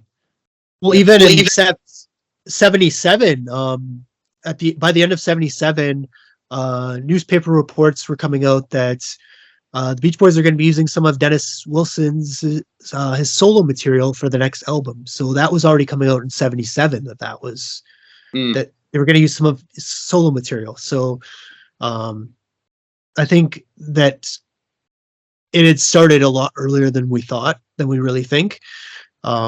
I think it was like the end of 77, 78 was really when he really started to go downhill and to kind of like abandon Bamboo and just focus on other things in life other than creating music, which is unfortunate because he was really great at it. When was Brother Studio sold? Because I think a lot of people say that was a big one for Dennis once that was sold. So that was sold at the I think it was the end of 77, early 78 to Tom Scott, who was he was a LA sax player. He was a session guy. He played on Listen to What the Man Said, the Wings song. Oh yeah, he's the one who plays the alto sax solo on there, and he was a big LA session guy at that point. In terms of the set lists around this time, there's some interesting songs they were doing, even though they were totally in like the nostalgia period at this point. They were doing Roller Skating Child live, which really rocks, by the way. If you look it up, just type in like Beach Boys Roller Skating Child live 79, like it freaking rocks. And like I wish the tempo was faster on the album because like it really does sound good.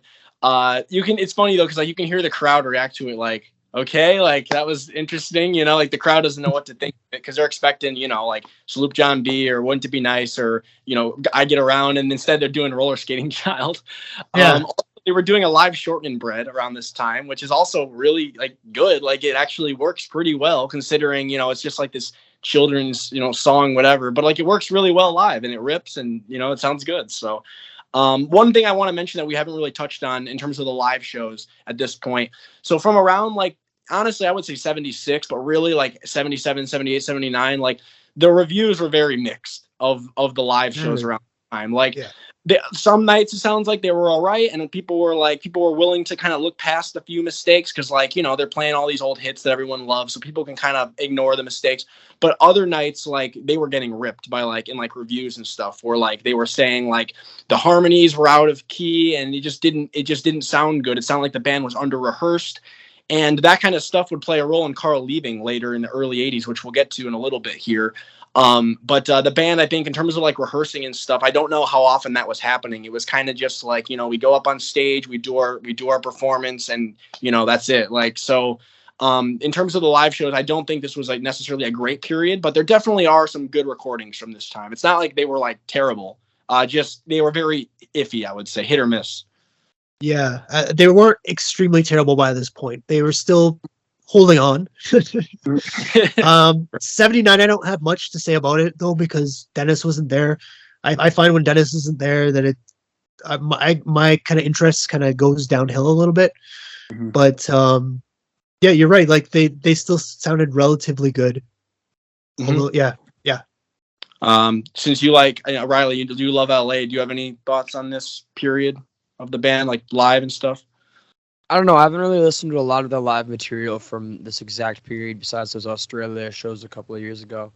Mhm. But I don't know. I really have to look into it. I mean, for me, at least in the live band, my interest kind of wanes after Ricky and Blondie leave. Because, I mean, That's fair. there's not a lot of, like, official material. Once we get into Nebworth, though, that's where I kind of pick back up because I do love the Nebworth show a lot. Yeah. I think that's one of their best that I've listened to. I mean, I've listened to a lot of bootlegs from, like, 74, 75, a little bit from 76. But, like, none of them I feel like really reached Nebworth except for the Ricky and Blondie era. But Yeah. my bias. I do like a lot of the studio material around this time, though. I do like some of the stuff off MIU, and everybody knows about my feelings about LA. I love LA, so. Yeah. Since we're talking about it, I do want to take a chance just to like say something. So earlier, like in one of the earlier episodes, we were doing the album ranking. I re-listened to LA recently, and one of the earlier episodes we did, actually a couple of them, I think, I was ripping on Going South. I was like, the song's boring. I re-listened to it. I kind of like it now. Like, I don't know. I think the first time I heard it, I didn't care for it. But now that I re-listened to it, I was like, it's not that bad. Like, it's kind of just, it's not like interesting, but like, it's just like a nice little pleasant yacht rock song. It's got a nice little solo in the middle of it. So it's not bad. So I feel kind of bad for trashing it, but I mean, you know, yeah, LA for me is a pretty respectable effort. Like, it's not like a top tier album or anything, but I think people are way too hard on it. I don't think it's near as bad as like some people make it out to be. It's got some nice moments, you know, Good Timin' and Lady Linda, Full Sail. Even like Sumahama, like that's a guilty pleasure for me. It's got a good melody. You know, Mike loves speaking in Japanese isn't something I necessarily needed to hear, but like it's not the worst song. So yeah, so I guess we'll move on to 1980 then, if we're all good for 79. Okay, so 1980, for me personally, this is kind of the period where they really become like an oldies act, where like now we're really starting to transition to just not even doing like much new material like on like the recent albums. Carl was not happy with this period. There's a quote from Carl around this time saying he felt like there was no energy or excitement on stage. So I think he was kind of getting bored with the current like touring act, which I understand because it's like you're just doing the same songs over and over again with no variety. The band wasn't really rehearsing much. So I totally understand that. I will say it does seem like there was a short period for like, I don't know if it was half a year or a few months, but for a short while in the summer, they were sounding really good. And this is when the Nebworth Festival was recorded in June 1980, so this was the last time that all of the original members played together in Europe, which is something that I think at the time, you know, nobody knew that was going to be it. But looking back, that's what ended up happening because obviously Dennis passed a few years later. But it's a really cool show. I like it a lot. Reilly, you said you like it. I think it's a really high energy show. You hear Dennis like really like pounding those drums. Like this is, I think I said in one of the other episodes, he became a really like heavy hitter on the drums like later in his life. And he really drives these songs along really well. Songs like Barbara Ann, which is a song I don't even care for, the studio recording, like this live version, it rips. Like it's really cool. I like fun on here. It almost sounds like it's like they're doing it like Van Halen style. They got like ripping guitar stuff, but it works. Like it sounds really cool. I know there was some post editing work done with this album from what I've read. I think the band said they weren't necessarily satisfied with the performances. I think Mike has some like auto tune on him on some of the recordings, and it's a bit noticeable. But like overall, I do like this album. I think it's kind of like their last like hurrah in terms of like live albums. Like I do listen to this one. I've actually like worked out to this album because it's actually like really good to exercise to. It's very up tempo. And I like it a lot. So also one other thing I want to mention before I hand it over to you guys, July 4th, they did the Washington DC show, which is like a tradition that they would do throughout the 80s. Over 500,000 people attended, which is like insane. Like 500,000 people went to see this band. It was the largest crowd for them ever. And I think there's footage from the show, and they sound pretty good. They're still, again, they're kind of in that nostalgic period. They're not doing too much new stuff. They did some stuff from like Keeping the Summer Alive, but those songs didn't stay in the set list very long. But yeah, overall, I think this period definitely, like 1980s, definitely the year for me. They really transitioned to more of an oldies act, but I think there's definitely like some good recordings from this time, specifically Nebworth. So the DC show is really rock, especially Dennis. I think his Darlin' is the really good one from that show. He just pounds the freaking drums. Also, really quick thing about that. I think they actually spliced a bit of that into an episode of TJ Hooker that Carl appeared in, and Carl actually was wearing the same shirt. And what's really funny is in HD, you can definitely tell the difference between that TJ Hooker was on film and this was obviously videotape because it's so apparent the difference in the quality. I'm sure back in the day when you were watching it on TV, it wasn't as noticeable, but now with HD, it's like, wow, this is noticeable. And it's a different hairstyle too, kind of. Kind of. Just the quality, the difference in the video quality, because videotape is so much softer looking than film. Film is so much sharper and more grainy. Yeah. So I should say also about this, the Washington show. This show was broadcast live as well on FM radio at the time, but it wasn't broadcast over TV live. So it was actually filmed and edited and overdubbed. They overdubbed it, and then it was broadcast in October 1980. So that was kind of a weird. Why wouldn't they broadcast that live? Like it was like such a huge event at the time, and it's like a July 4th thing. So why October 1980? That's kind of weird, but just thought I should mention that. All right, I guess we'll move on to 1981. One other thing I wanted to say real quick, like Keeping the Summer Alive, like the songs on there, like Keeping the Summer Alive is an album where like I think the production kind of holds it back a bit. I don't think it sounds very, I mentioned this, it sounds very like plasticky to my ears. Like it just doesn't even sound real. Like it just sounds like very artificial. But like songs like Keeping the Summer Alive, definitely better live, which you could say for some other Beach Boys songs for sure. All right, we'll move on to 81 then. So 1981, the big thing for 81 is that Carl leaves the band. Which was a huge thing because Carl was like, to a lot of people, Carl is like the heart of the band, especially the live act. And Carl ends up leaving in April to pursue a solo career. According to what people have said, according to what Carl said, he was getting annoyed with the oldies only shows. Carl wanted to do more new material. The band didn't seem to care. And the group wasn't rehearsing. And Carl felt like, I think there's some quote from him where he said, we could go up there and put on a real turkey of a set, and people will come back and say, that's the greatest show I've ever seen. And Carl was like, well, that's ridiculous. It's like we should be giving the people what they deserve to see. We should be rehearsing. We should be putting on the best show we can. And the group at this point was kind of just like treading water. They were like, why put in the effort when like people will show up and be happy anyway? So Carl said, I'd like to see a variety of the later, more artistic stuff. And he said changing the arrangements around would be very helpful as well. So that didn't happen. So Carl ends up leaving. Also, Dennis around this time was having more issues with fighting people, like getting into brawls. But he had gotten to like more issues with Mike, I think, and some other members. Also, there's a recording of them performing at the Queen Mary in Long Beach from 1981, and Carl is absent, and it is a painful performance to watch. It's really rough. You have the other members trying to cover Brian's parts. Carl's parts. Like for example, on God Only Knows, they have. I think Brian sing God Only Knows in that Queen Mary performance. I think one of them. Yeah. Yeah, and it's pretty rough. And Don't Worry Baby is like the notable. It's really, it's really bad. rough. Yeah. And Carl said something like he was watching and he said that like it was painful.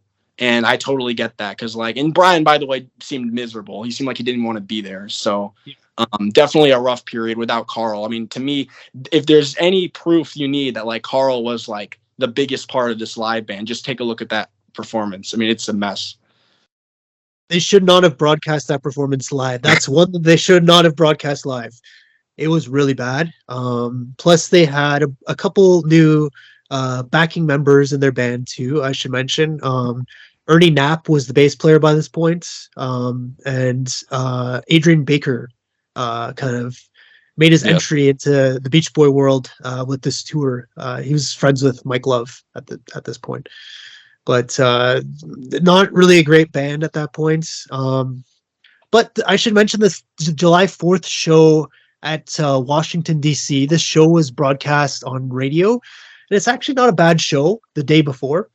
But the July 5th show at the Queen Mary, that is a really bad show.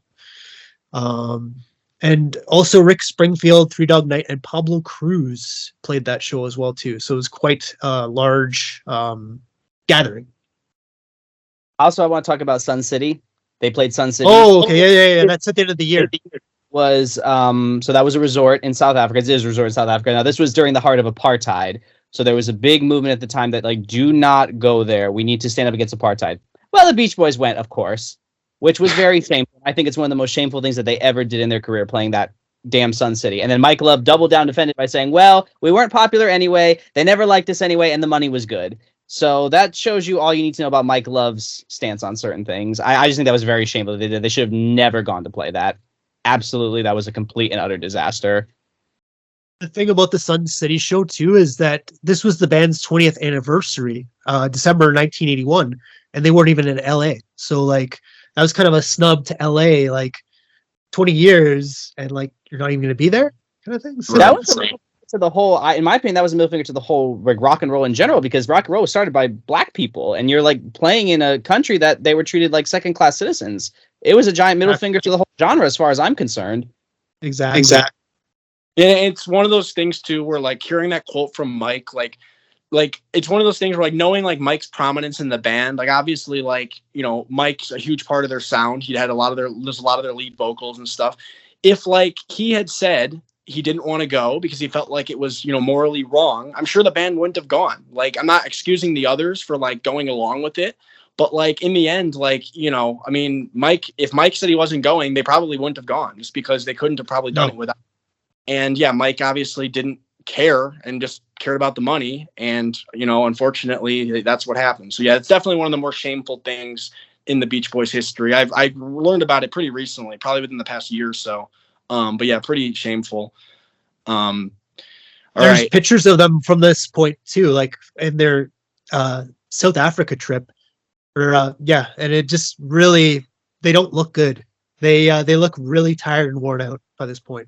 The band. Yeah.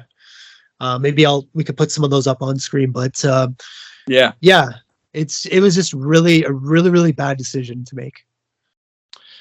All right, so we'll move on to 82, and for the next 2 years, we'll do these next 2 years, and then from that point on, we're going to kind of move a little quicker until we get to the reunion tour. But let's start with 82 here. So Carl ends up returning to the band in May, thankfully, as does a few other of the backing musicians who had gone. Ed Carter returns. Also, Mike Kowalski returns. Adrian Baker, like you mentioned, is in the band at this point. The group started sounding better around this time, from what I've read. I haven't heard too much, but from what I've read, they sounded better. The set lists were shorter, which is something that they were doing to make Carl happy. It was kind of like, let's rehearse more. Let's focus more on like, you know, just delivering a good show. So they cut down the set list a bit, made it shorter. I think it was like an hour or something they said, and they would only do one encore. This is when the group started doing something that's a little controversial, like the medleys, where they would basically, to crank out as many songs as they could, they would throw them all together. So they would do like a surf medley where they would do like all the surfing songs. And then they would do a car medley where they would throw all the car songs together. And then they had like a girls medley where they do the same thing. And it's one of those things where like, I understand why they were doing it. Like they wanted to have so many hits. And the only way you're going to like, you know, play a bunch of them is to do that. But like at the same time, you're kind of like screwing them up because you're shortening them and you're only playing like a fragment. So it's kind of, I don't know how I feel about it. But that's something that they started around this time. Brian and Dennis were not involved in the summer tour during this time. The Beach Boys were touring during the summer, and Brian and Dennis were not with them. This was a low point for Brian. He was starting to really struggle again. This was shortly before Landy came on again for the second time. Because Brian, I think his weight was like really, like he was like 300 pounds or something. So Brian was doing really bad. There's a not so great quote from Mike. So they asked Mike about where Dennis was, and Mike was like, Dennis is currently drunk. He's battling alcoholism. Like, okay, Mike, like, Jesus, like Dennis is currently drunk. I mean, he's not wrong, but like you could, I don't know, you could be a little more like less blunt about it. Anyway, so Brian does return in August of that year, but he's 310 pounds, which is like, Jesus, you know, like the man's going to die if they don't do anything. And sure enough, they did. In November 5th, Brian was fired from the Beach Boys, which is a crazy statement. Considering a lot of people view Brian as the Beach Boys, like the Beach Boys exist because of Brian, but the band was doing it to help him. They told him he had to re-enter treatment with Dr. Landy, or he wasn't going to get, I believe they were going to not pay him, right? From what I read. Right. Yeah. And yeah, so they basically told him you have to get treatment, and he did end up doing that.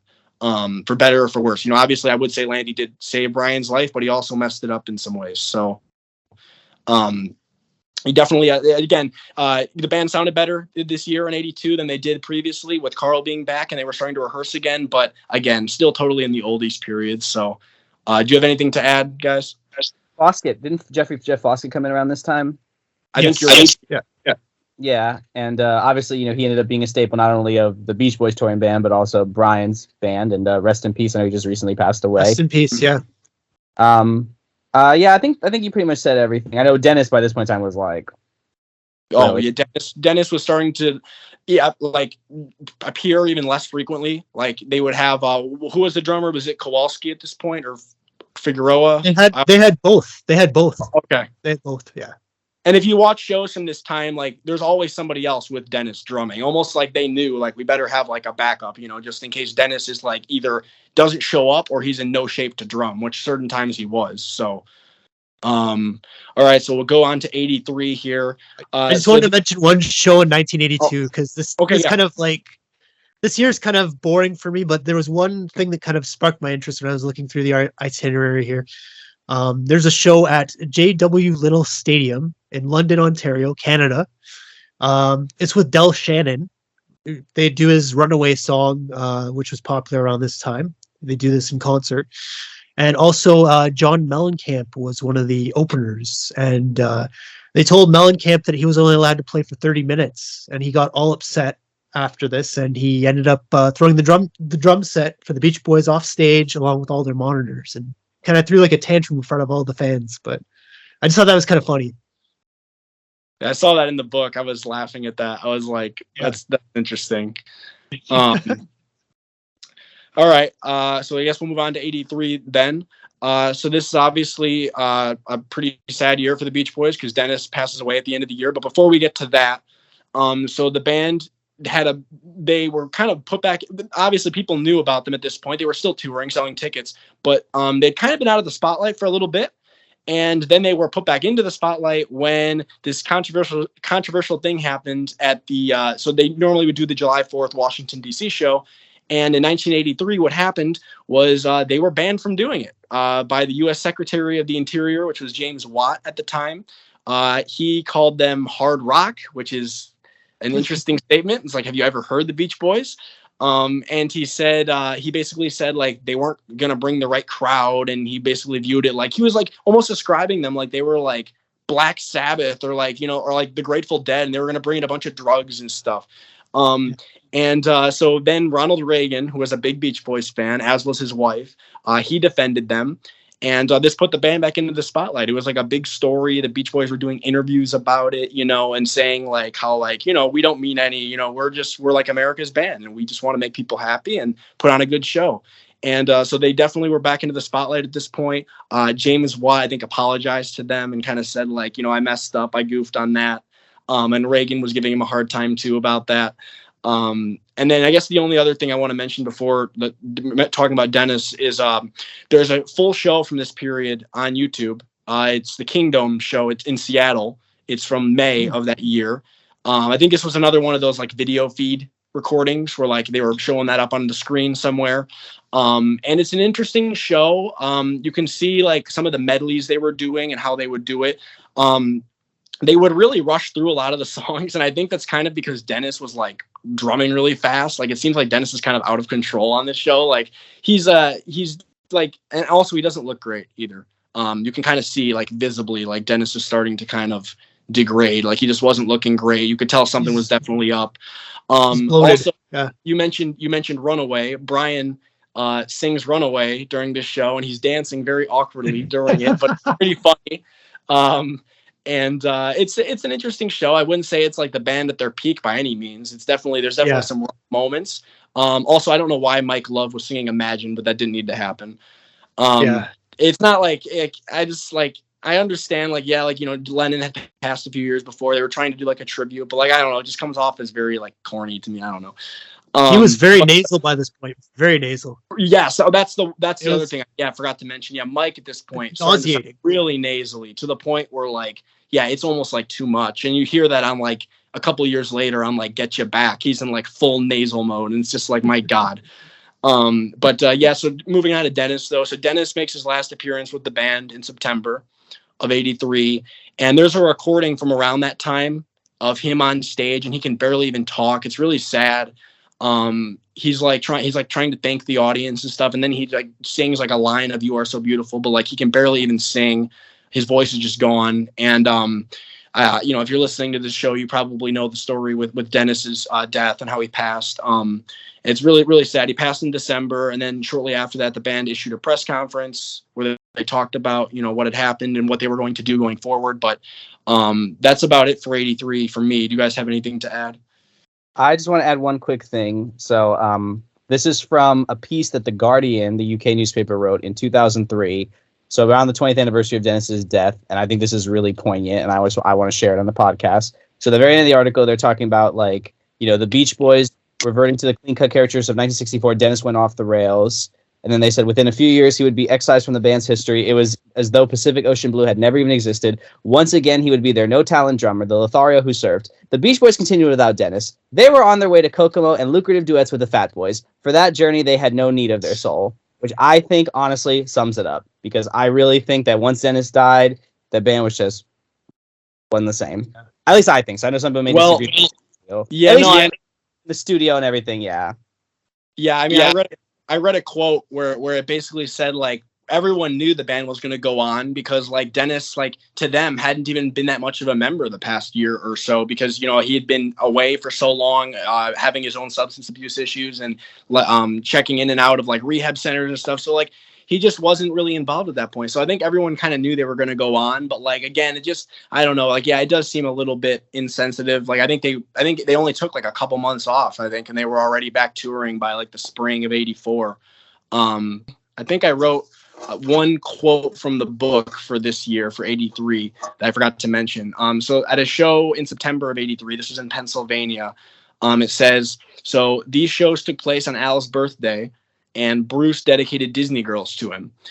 Prior to playing it, he commented, "I think it's really great a guy can be in a band 21 years and grow up not being a drug addict in rock and roll or an alcoholic." And then Mike replied, "We can't all be Wilsons, can we?"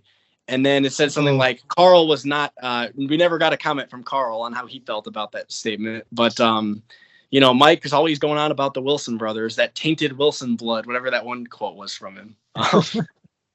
So this year in 1983, they ended up doing the 4th of July at Caesar's Boardwalk, which is kind of like a beach location in Atlantic City, New Jersey.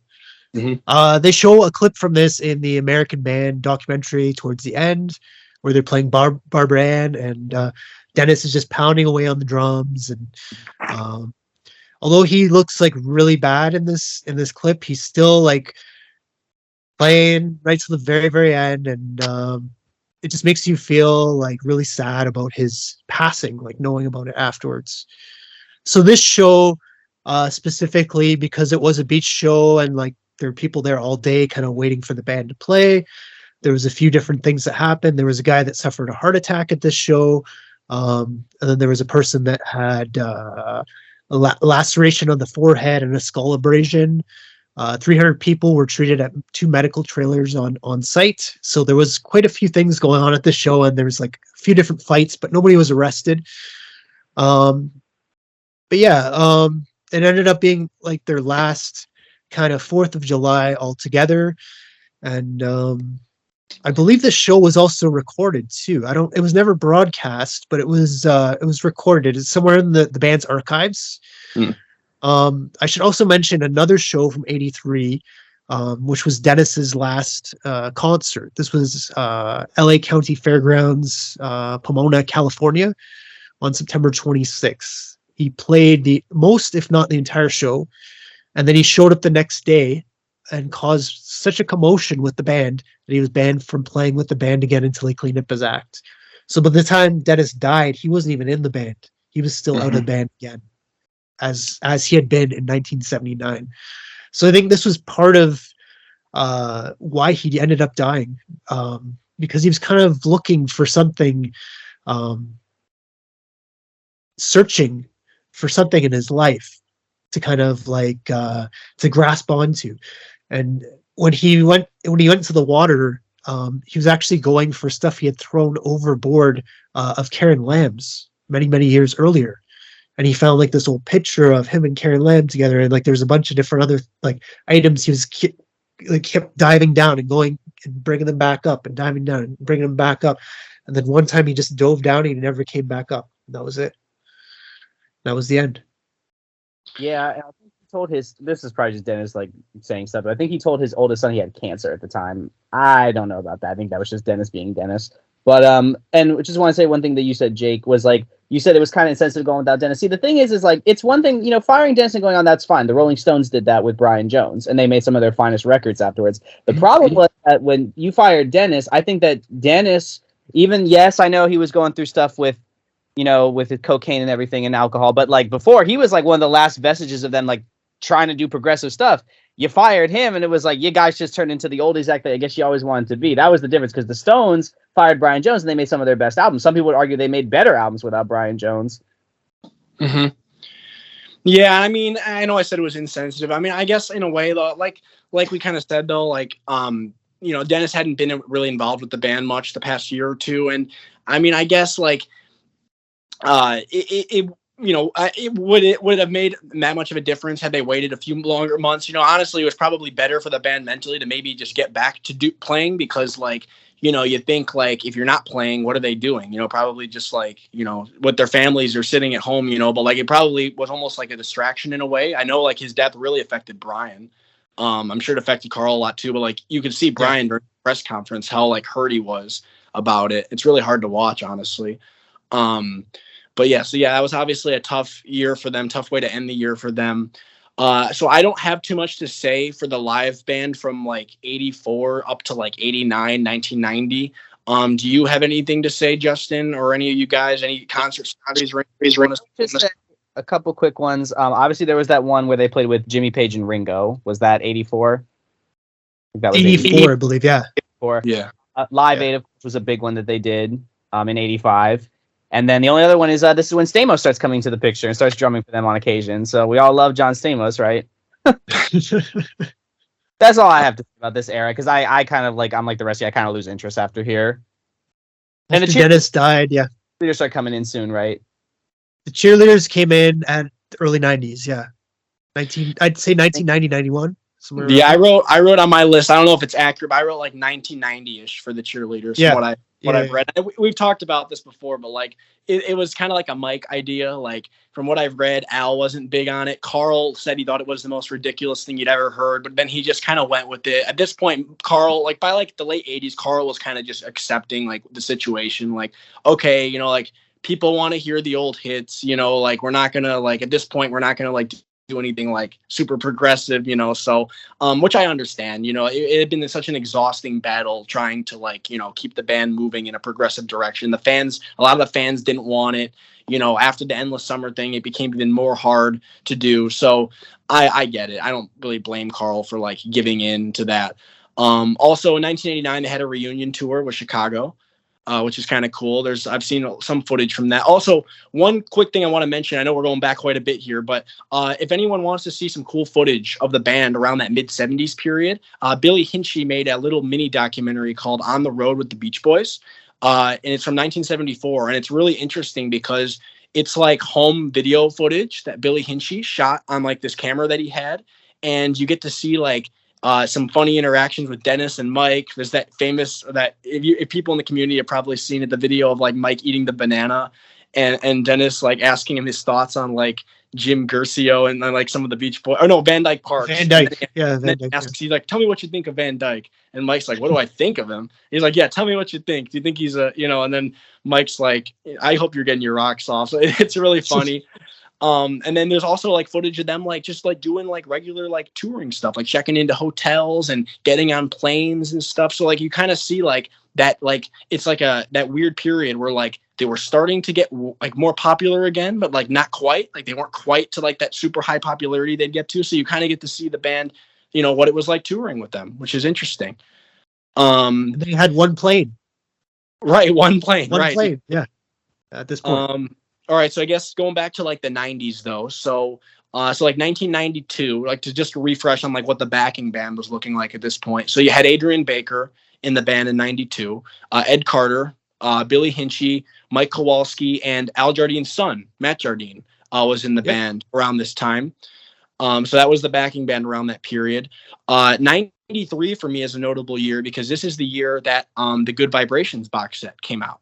And what was notable about that was that the band started doing some rare songs during the set lists for certain shows. Not all the shows that year, but like in like the fall specifically, I think they were doing some deeper cuts just to like promote the album, the box set. So they did songs like Take a Load Off Your Feet. They did Vegetables live. They were doing some more Pet Sounds tracks like Caroline No and I think You Still Believe in Me. All This Is That they did, which like if I was there, I would have been thrilled by that. Like, not knowing that they're going to do some deep cuts and then they play that, I would have been like, oh my God. So really cool that they were doing that. What are your guys' thoughts on that? Have you guys heard any of those like recordings of them doing the around that time?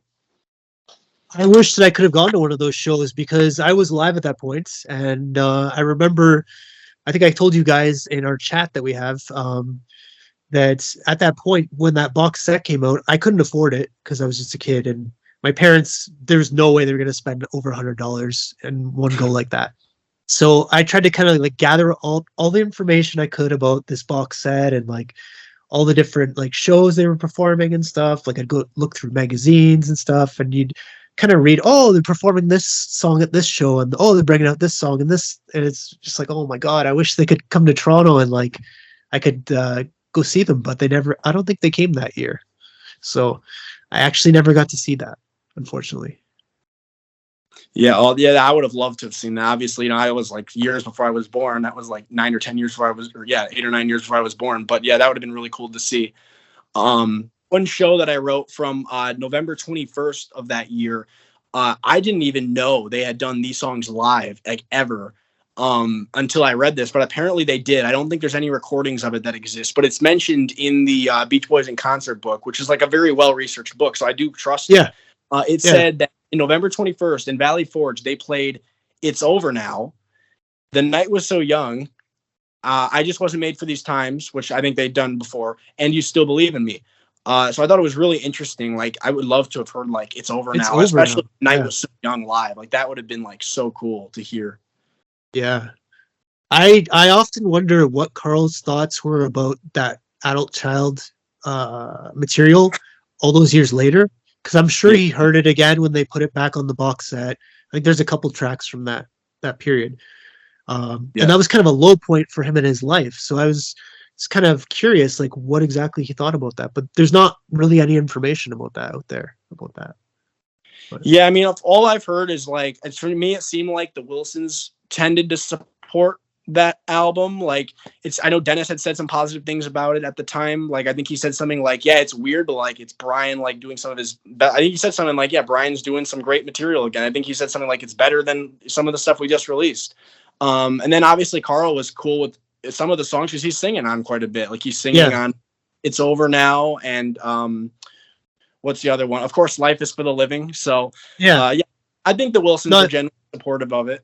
Although how did he feel about it in 1993? Oh yeah, your thoughts change over the years about like, especially on work that you've done, right? So I'm just curious, like, how he thought about that, like, because it was a weird period in his life too.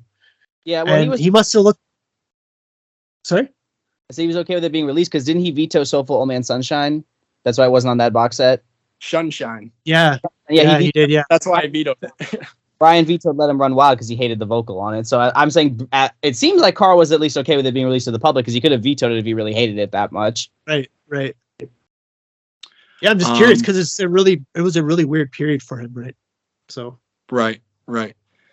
All right. So moving on now. I don't have anything really for 94, 95. I don't know if you have anything, Justin. 96. September of 1996, Brian plays at Navy Pier in Chicago with the Beach Boys, which isn't far from where I live. And that was where his last concerts with the Beach Boys until the reunion tour. Interesting. And then 1997, sadly, Carl was diagnosed with cancer.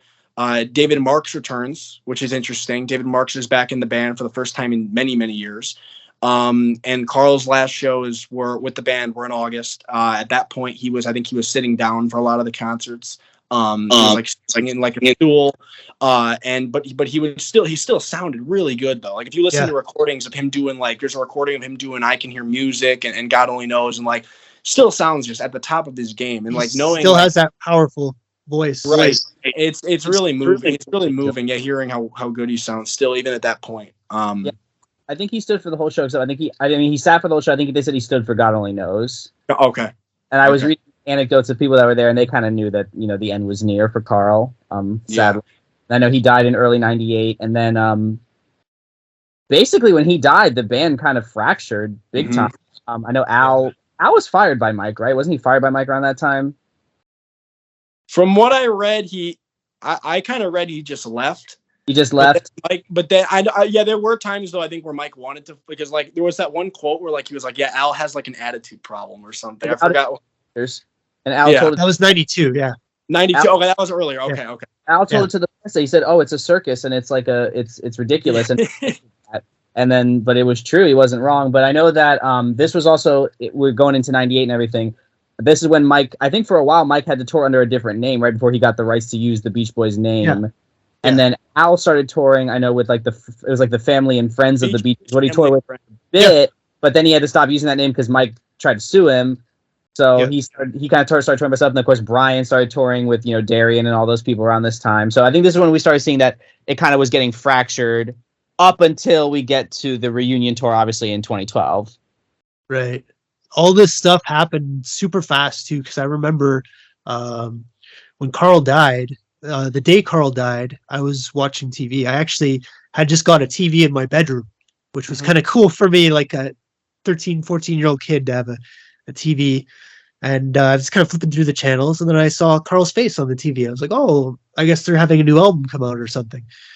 And then they're like, he passed away. He died, blah, blah, blah, blah, blah, time. And I was like, oh my God. I guess it's done. Band's over. I actually went down and told my parents after, because my dad was a big Beach Boys fan too. And I said, Carl Wilson died. He's like, what? I'm like, Carl Wilson died. And he's like, I guess it's over then. Yeah. So yeah, it was really bad. And then the year after that, I think it was 99, 2000. That's when you saw like the real fragmentation. We had just gotten the internet too at that point. And I was kind of following all like the message boards and the all the different websites at that point. And I remember when Al was touring as Beach Boys Friends and Family, and then Mike sued him, and it all happened so fast. It happened within like a matter of like a couple months and stuff. And then Brian was touring all of a sudden, and it was just like a lot of stuff going on in the Beach Boy world at that point. And they were also doing the walks for Carl Wilson, walks for cancer at that point, which brought out a lot of like the older band members like Billy Hinchy and Bobby Figueroa came and played at those events. And it was really cool to see that, to see kind of like all of the older band members and friends and stuff. And I think some of the members of America came and played at those shows too. Sure. And Peter yeah, Tork from the Monkees came from one too. I thought that was pretty cool.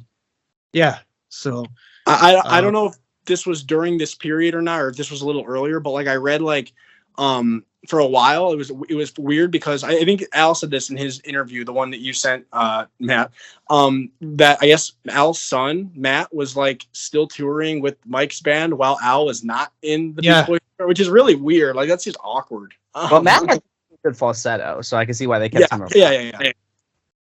But just I think there's. Oh yeah, go ahead. I think he was also under contract too, and it was something where he just had to make a living at that point, like, and just finish off his duties with the band. Of course, you don't want to get sued by Mike. He'll take your ass to court. Exactly. All right, so I don't really have too much from like that point on up to like the reunion tour. Do you guys have any like concert experiences you want to share during that time if you saw them at that point or? No, because I was like really young, so I hadn't even been to my concert at that point. Me too. I saw it's not really a concert. I saw Mike and Bruce. Their first appearance is Mike and Bruce on the Today Show. I think it was 1999 or 2000. And I remember setting my VCR to tape it and seeing it and just being so embarrassed. And just like, oh my God, like, yeah. Because they looked so old and just the two of them on stage, it just didn't look right. And they had like a whole new band, and yeah, it didn't look right. Right. Yeah, like I always like again, like I used to kind of be skeptical of the Mike and Bruce like touring band. Now I'm okay with it. Like again, I saw them live and it totally like was a whole experience for me. And I was like, you know what, like I'm not gonna. They're fine, you know. But like to me, like when you refer to like the Beach Boys as like the Beach Boys versus the current Beach Boys touring band, like for me, like that, like the Beach Boys referring to them as the touring band, like that's Mike and Bruce, you know, like once Carl passed, like that was the Beach Boys, you know, that was it. Yeah. Even if Al was still with like Mike and Bruce, I'd still almost kind of have a hard time just referring to that as like the actual Beach Boys. I just feel like, you know, you need a Wilson in there. And Carl was had such a huge role in the band. So, all right, so I guess do we want to jump to the 2012 reunion then, if that's all we have? Let's do it. All right. So the 2012 reunion is really interesting because the Beach Boys were doing. I know Reilly, you can elaborate on some of this stuff. I know you're into this period, but the Beach Boys were doing these really long set lists, which was really cool. They were doing the hits. They were doing deep cuts. And this was a big tour that had kind of been in the making. I think the Beach Boys had been getting together a little bit, I think, before this. Like Brian had like reconnected with them and stuff. And this tour, they went across the US and I think outside the US too, right? Was it outside the US as well? So they did a bunch of shows though, cool set lists, like I mentioned. It's really cool to see. They did that really nice tribute to Carl and Dennis where they would put Carl up on the screen and he would sing God Only Knows while like the band, you know, would provide the backing. And then they did the same thing with Dennis singing Forever, which is like really moving. I'll always regret that I didn't have the chance to see one of those shows. I was still pretty young at the time. I would have been only like 11. So I wasn't like that into music at all at that point. So it never was something that really interested me. But I would have loved to have seen that. Just the amazing set lists they were doing, seeing all the you know, their living members on stage. You had David Marks with them as well again, which is really cool. So Justin, didn't you see this tour once? You said you want to talk about that? I did. Yeah. So I saw them in Toronto when they came and played at Budweiser Stage. It used to be called Molson Amphitheater, but I think they called it Budweiser Stage at that point. Mm-hmm. And it's right off of Lake Ontario, so you can see the lake right from the venue. And I remember the sun setting. It was such a beautiful night. And I was with my parents. My parents were with me. And I remember texting the girl I was going on with at the time and telling her how excited I was. And I held up the phone and recorded some of the songs for her and sent them to her. And it was just a great night. And they played a lot of deep cuts, like All This Is That. I wish I still had those pictures and video, but like I told you guys, I was on another computer that I didn't back up, and it went haywire with that computer. So unfortunately, I don't have those pictures, but I still have the memories. And yeah, it was a great show. And I thought that the tributes to Dennis and Carl were very, very tasteful. And it's a shame that neither one of them was there to experience it. But unfortunately, that's the way life is. But yeah, I wish that they could have continued touring together, because I think that even with Brian in the mix, like that would have created more of a like actually the Beach Boys. Right. It felt like legitimate. Like that was A little like, bit more, yeah. right. The fact that, and then and again, it's amazing that that even happened because, everything the band had gone through, you had like lawsuits and people suing each other with like Mike and Al, and then obviously Brian had some history Right. with Mike and stuff. So the fact that like they were able to actually make that happen. And again, like they were all, like up there in age, even at that point, they were all like in their Yeah. 70s. So the fact that they were able to come together again and make that happen and do so many shows with these long set lists that only kept getting longer. It seems like from what I've read, they kept adding songs Yeah. and stuff. But it's really cool that happened, and I'm glad that there's a lot of like videos of it online you can watch to kind of experience if you were able to in person. What do we think of the 2012 like the album that they put out with that, like the reunion album? Not That's Why God Made the Radio, but the live one. Oh, the live. Was that? I actually never listened to that. Is that the one that they put auto-tune on or no? Yeah, it's on there. But it is on there? Okay. Because I Yeah. have the Blu-ray, and I just didn't know if like it might be like the similar thing. Yeah, because I think I remember reading that there was a lot of auto-tune on there. So the auto tune was actually at the shows too. Like when you went to see the show, Oh, really? they had auto tune on the vocals too. I wonder whose idea Like that was. It wasn't as apparent as it is like on the recordings, but like it was there. But I must say though, Jeff Foskett really pushed those shows along really well. Like he was like a main guy. Even my mom like mentioned like that guy can sing really well, and she was talking about Yeah. Jeff Foskett. She doesn't even know about music. If you watch the Grammys performance, because they performed at the Grammys that year for the 50th anniversary, and you could tell Foskett is carrying a lot of those falsettos and the harmonies. Like, yeah, they performed. I know they performed at the Grammys that year in 2012 for the 50th, and then I know they brought out Maroon 5 and Foster the People. I could do without them, but it was nice to see like the whole band with like Foskett and all that. And yeah, Foskett is definitely very sorely missed. Yeah. What do you think of that album, Reilly? It was really good.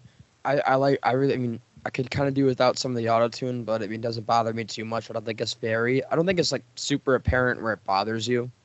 Mhm. I definitely like the focus on the members of the band compared to like a lot of some of the other stuff, live stuff. Like, I mean, a lot of, especially now when you like think of the live band, I mean, I'm more there to see Jeff Foskett kind of people, even though Jeff Foskett isn't with us anymore. But I really like the focus on the band, how, I mean, David Mark's my guy. He's playing lead guitar. He's doing all the guitar solos. And he's finally getting his time in the spotlight. He got to sing Get You Back. I thought he did a pretty decent job. Yeah. I like that a lot of the band members are getting the focus, and they each kind of have their moment to shine. I mean, Al, I think actually, out of everybody's voice in the band, has aged the best in terms of vocals. And I don't really think he needed the autotune as much as like somebody maybe like Brian or Mike. I mean, you listen to Help Me Rhonda, I didn't hear any autotune on that. I mean, I could be wrong, but I think he does a beautiful job singing Help Me Rhonda. I liked a lot of the deeper cuts on there. They did All This Is That. They did California from the California saga. I love that they did a lot of those deep cuts. Where Add some music, yeah. Yeah, they did a lot. They actually did a version of Still Cruising a couple of times, which is kind of funny that they're pulling out the song from '89. I love that. I love a lot of the '80s material. Like I said, they did Get You Back, which I really liked. I'm just glad that everybody kind of got their moment to shine. Some of my favorite songs, I mentioned, like I said, mentioned Get You Back. I really liked Help Me Rhonda. I liked California Saga. I'm really glad they did All This Is That, though. I think they did a really good job with that. I think it would have been pretty cool if they maybe got Ricky or Blondie to come up there with them, but I mean, I feel like that was kind of too far gone for them. I know Brian did some stuff later on with Blondie, but again, I'm glad that each member got their moment to shine. I'm glad they pulled out some deep cuts along with their big tracks. I think it was it is one of the best reunion tours, definitely. I think it's pulled off so well. Mm-hmm. So, a lot of fan service. I would say it's a good way to close the book in a way on the Beach Boys, just because of all the acrimonious and all the fighting and all of this. It could make a Lifetime movie blush with all this crap that went on in this band. But I really think that, the way that tour, came together and the way how successful it was and everything, I think it was a really good way to kind of, close the book on the Beach Boys, Yeah, and I know we shit on John Stamos a lot, but I guess there was a time where, like, the Forever video cut out with Dennis, and John Stamos was already with him, so he came out, went on piano, and played Forever. I mean, that, like I mentioned this a couple of times before, I'd rather he did that as his cover on Summer in Paradise than the bullshit we got instead. But even though we shit on Stamos, I think that was kind of sweet that he did that. Definitely a better tribute to Dennis than the other one. I saw you mentioned Reilly in your your episode notes that you wrote that they didn't do any songs from Friends, which is kind of interesting. I know the album didn't do well commercially, but like the fact that they were doing like Still Cruising at some shows, but they weren't doing a song from Friends. Like, come on, like do something. Like do like Wake the World or something. Let Al do a lead. Like I don't know, that would have been nice. But is he doing nothing? Yeah. Oh yeah, that'd been cool. Yeah, because Brian's done that song live solo before. So yeah. I don't understand why they didn't do any Friends songs. Maybe because they're generally too short.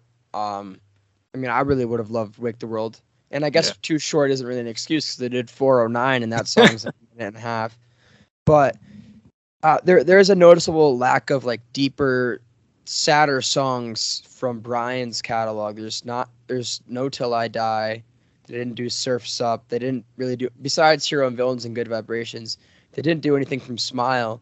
And part of me wonders if maybe that would have caused Brian some like trauma or something. Because I know they had to really incorporate a lot of Brian's needs for him to join the band. Like they had Darian with them. So I'm kind of curious if maybe that's kind of more the reason why they did do a lot of those songs.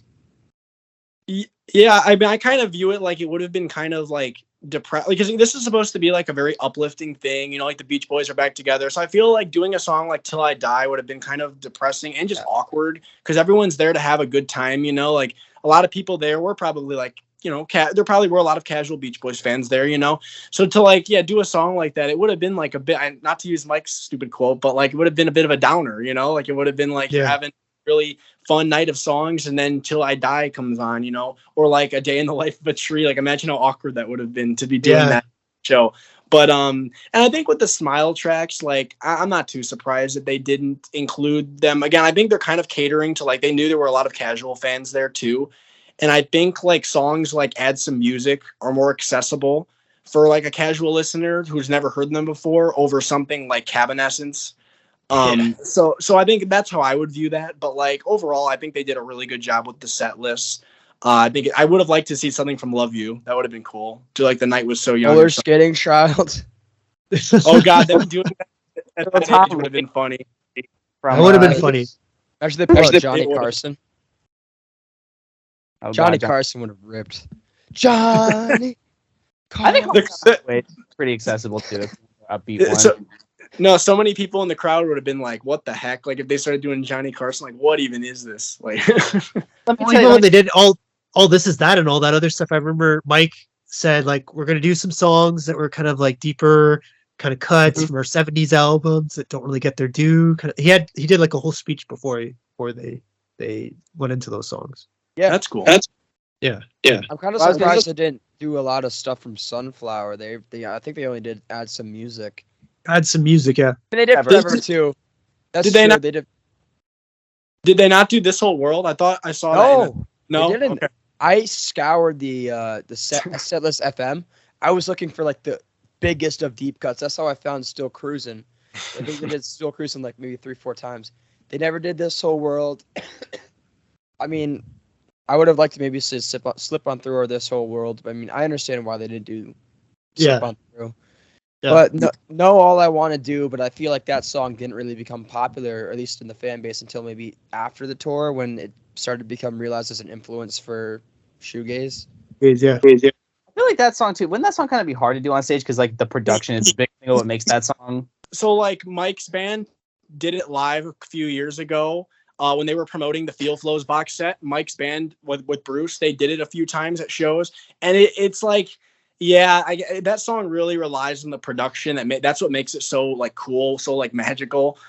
Without the production, it does kind of sound how Brian described it. It kind of sounds a little bland. But like with that production and like the beautiful harmonies and everything, it really works. But I understand why they didn't do that song. But it would have been cool anyway, just to see like that kind of a deep cut being played.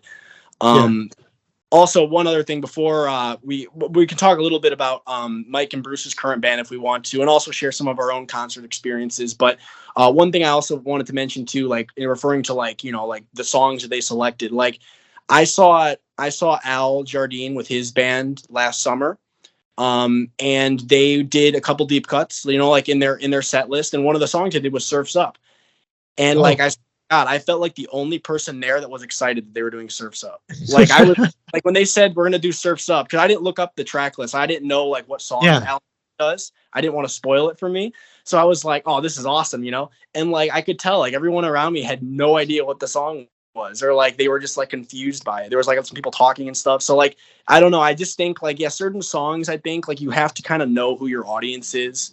And with the Beach Boys, you do have a lot more of a casual audience that's there to hear like the popular songs. It's understandable, but like I think that's why like I said, you didn't see a lot of like Smile songs like during that tour or to this day. So yeah, I agree. They did Marcello. Marcello was actually part of the set list. Yeah, that's cool. That's awesome. I would have loved to see that. All right. So, I mean, do you guys want to share any thoughts on like the current Mike and Bruce touring band? We can also get into some of our own concert experiences, whether that's like seeing the members solo, since this is like a live show episode. We can talk about seeing Brian or Al or whoever. So do you guys have thoughts on the current like touring Beach Boys? Never seen them. I've heard they're good. I've never seen them. I'm kind of like you, Jake, where like before I was like kind of very much against the idea of the Mike and Bruce show. But now if they came around, I'd probably go see them. Hasn't really come up. It hasn't really just been in the cards. I don't think they've played around me, or I just have been busy or something. But I would definitely like to see them. Other than I know I'll probably have to sit through that Pisces Brothers song. And the other thing is, does Mike still make that stupid quip about surfer they them or whatever? I'm not sure. I saw him actually in November. They didn't really make a. He was actually pretty tame with the politics, which I think he's kind of starting to realize. So. Oh good. Okay, yeah. So yeah, I definitely see it. I just haven't. I've seen Brian. I saw Brian in 2018. He was okay. I think I said this before. It wasn't like the worst. It wasn't as bad as those Chicago shows, but it wasn't like the best either. I think I just saw him on like an okay night, but it was good. It was still cool to see him. I kind of went into it saying like, think of this like you're just seeing the maestro at his piano. Don't necessarily expect, like you're not going to expect like the greatest concert you've ever seen from like a vocal perspective, but it's just to see him in his element with like all the great musicians. That's kind of what you're going to see. Yeah. So that's my take on it. I saw them not too long ago. It was a pretty good show. I mean the backing band was probably more of the highlight. I actually saw them with the Rascals. The Rascals were their opener. And if you guys don't know who the Rascals are, they did. Yeah, I know them. So they were the opener. I actually thought the Rascals did a better job for their half-hour set than the 2-hour set I saw with Mike and Bruce. But I was there with my friend, and we were singing "Help Me, Rhonda." Fun. It was a good time. I didn't expect like a great concert. I actually saw them in 2015, so 3 years after the reunion show. Jeff Foskett was with them and John Stamos was with them, and that was pretty cool. I'll admit, I mean, even though John Stamos is kind of a douchebag, I mean, it's still pretty cool to see him live with the band. He performed, I think, the whole show, and my parents got us pretty close seats. This was in 2015, so I was still kind of really starting my music journey with like getting into music. I still knew I Get Around, so I was like really happy to hear that one. But I remember one of the biggest things I remember from that show is an exact quote is Mike's like, "And here's another song from Pet Sounds." So that was pretty funny because he's like our Pet Sounds album, and he said that about 5 times throughout the entire show. I think. No, go ahead. Yeah. Ask. Did he do that quote where he's like, "There's 2 parts of the show. The first half and the second half." He has this like stupid thing he says. He said it at multiple shows because I've seen like he does it like around the intermission. I think he does it. It was in 27. Not 27. It was in 2015. I was 12. No, yeah, I was 12 years old, so I don't remember too much from it. All I remember is the Pet Sounds name being dropped about 50 times. And I think that's kind of what influenced my love for the Beach Boys too. Is I saw them when I was like getting into a musical journey, and I heard Pet Sounds be mentioned at this concert I went to when I was 12, like 15 times. But my dad, mom, and brother were there. It was a really good time. I think I liked that show better. I wish I was more appreciative of it more, but good show. I'm glad I got to see Mike and Bruce at least one more time, like fully aware of what was going on before I like inevitably passes away. But knowing him, that evil man's gonna live until he's like 120. Right. So my experiencing Mike and Bruce. So I've seen Mike and Bruce twice.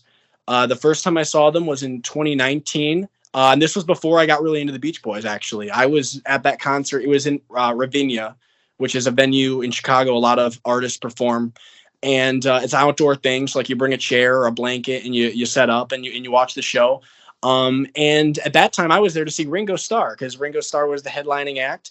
And I'm a big Beatles fan, so I wanted to see Ringo. So I was there to see Ringo, but nice, awesome. So I kind of remember the Beach Boys set list. Like I remember watching it. I remember like I don't think I was really familiar with like which Beach Boys at that time were like actually like Beach Boys and which were just like the backing band. I knew Brian Wilson wasn't there. Like I knew Mike Love was an original member, but like I didn't know much about like Bruce at that time.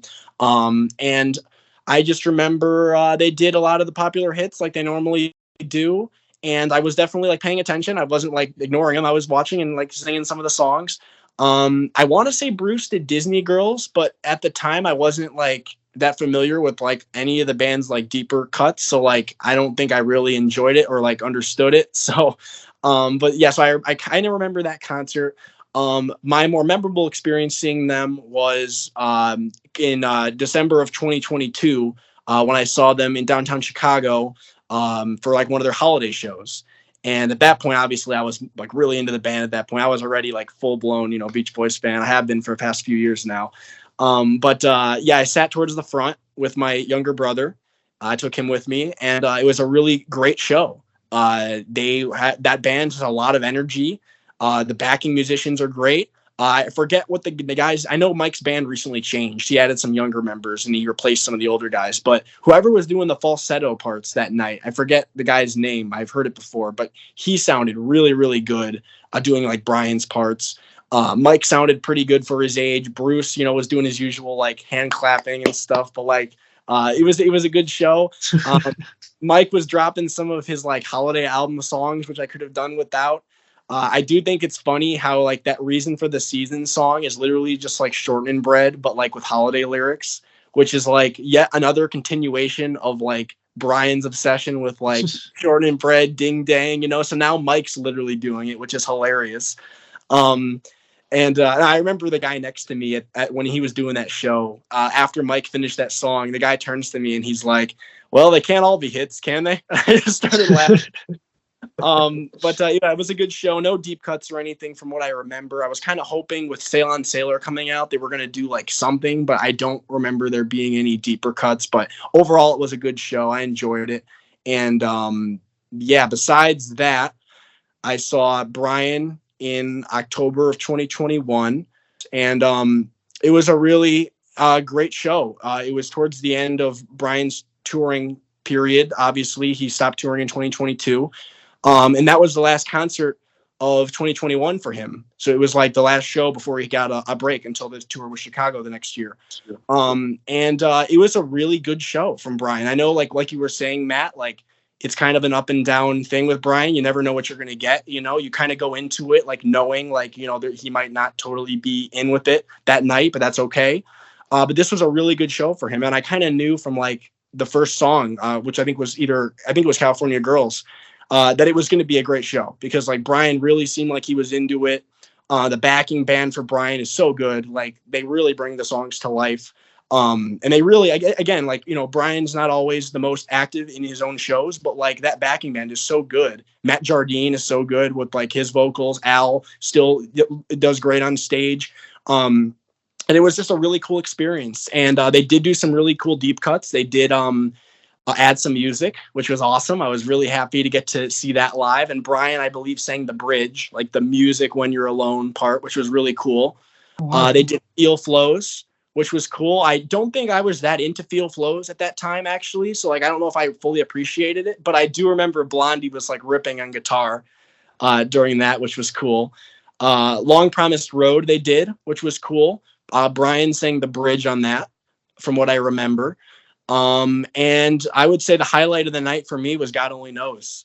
Getting to hear Brian sing God Only Knows, I think almost in its entirety. He might have sang like most of it and then somebody else took over towards the end, but it was so cool getting to see like this song that, I just absolutely love, one of my favorite songs of all time. Getting to see the guy that wrote it actually sing it right in front of me and be in the same room as him. It was just an incredible experience. And I think I've said this before maybe, but like, that's one of the songs that like to this day, like when I go to see like a Beach Boys show, whether it's Al Jardine or Mike Love's band, when that song starts, I always get chills just because it's like this moment. It's like, here it is, And yeah, overall, I had a really good experience. I'll always be thankful I got to see Brian. Obviously, we didn't know at the time that, I think we kind of knew he wasn't going to be touring for too much longer, but like I wouldn't have guessed like literally the following year he wouldn't be touring anymore. So I'm really thankful I got to see him. I'm glad that he's able to rest now. I'm happy that like it seems like from the pictures I've seen, it seems like he's doing well and he seems happier. And I saw that picture of him with like the Beach Boys coloring book, which was kind of nice to see, seeing Brian like looking at the book and stuff. So that was my experience seeing them. And then obviously, like I said, I saw Al last year, which was cool. I think Al had a cold.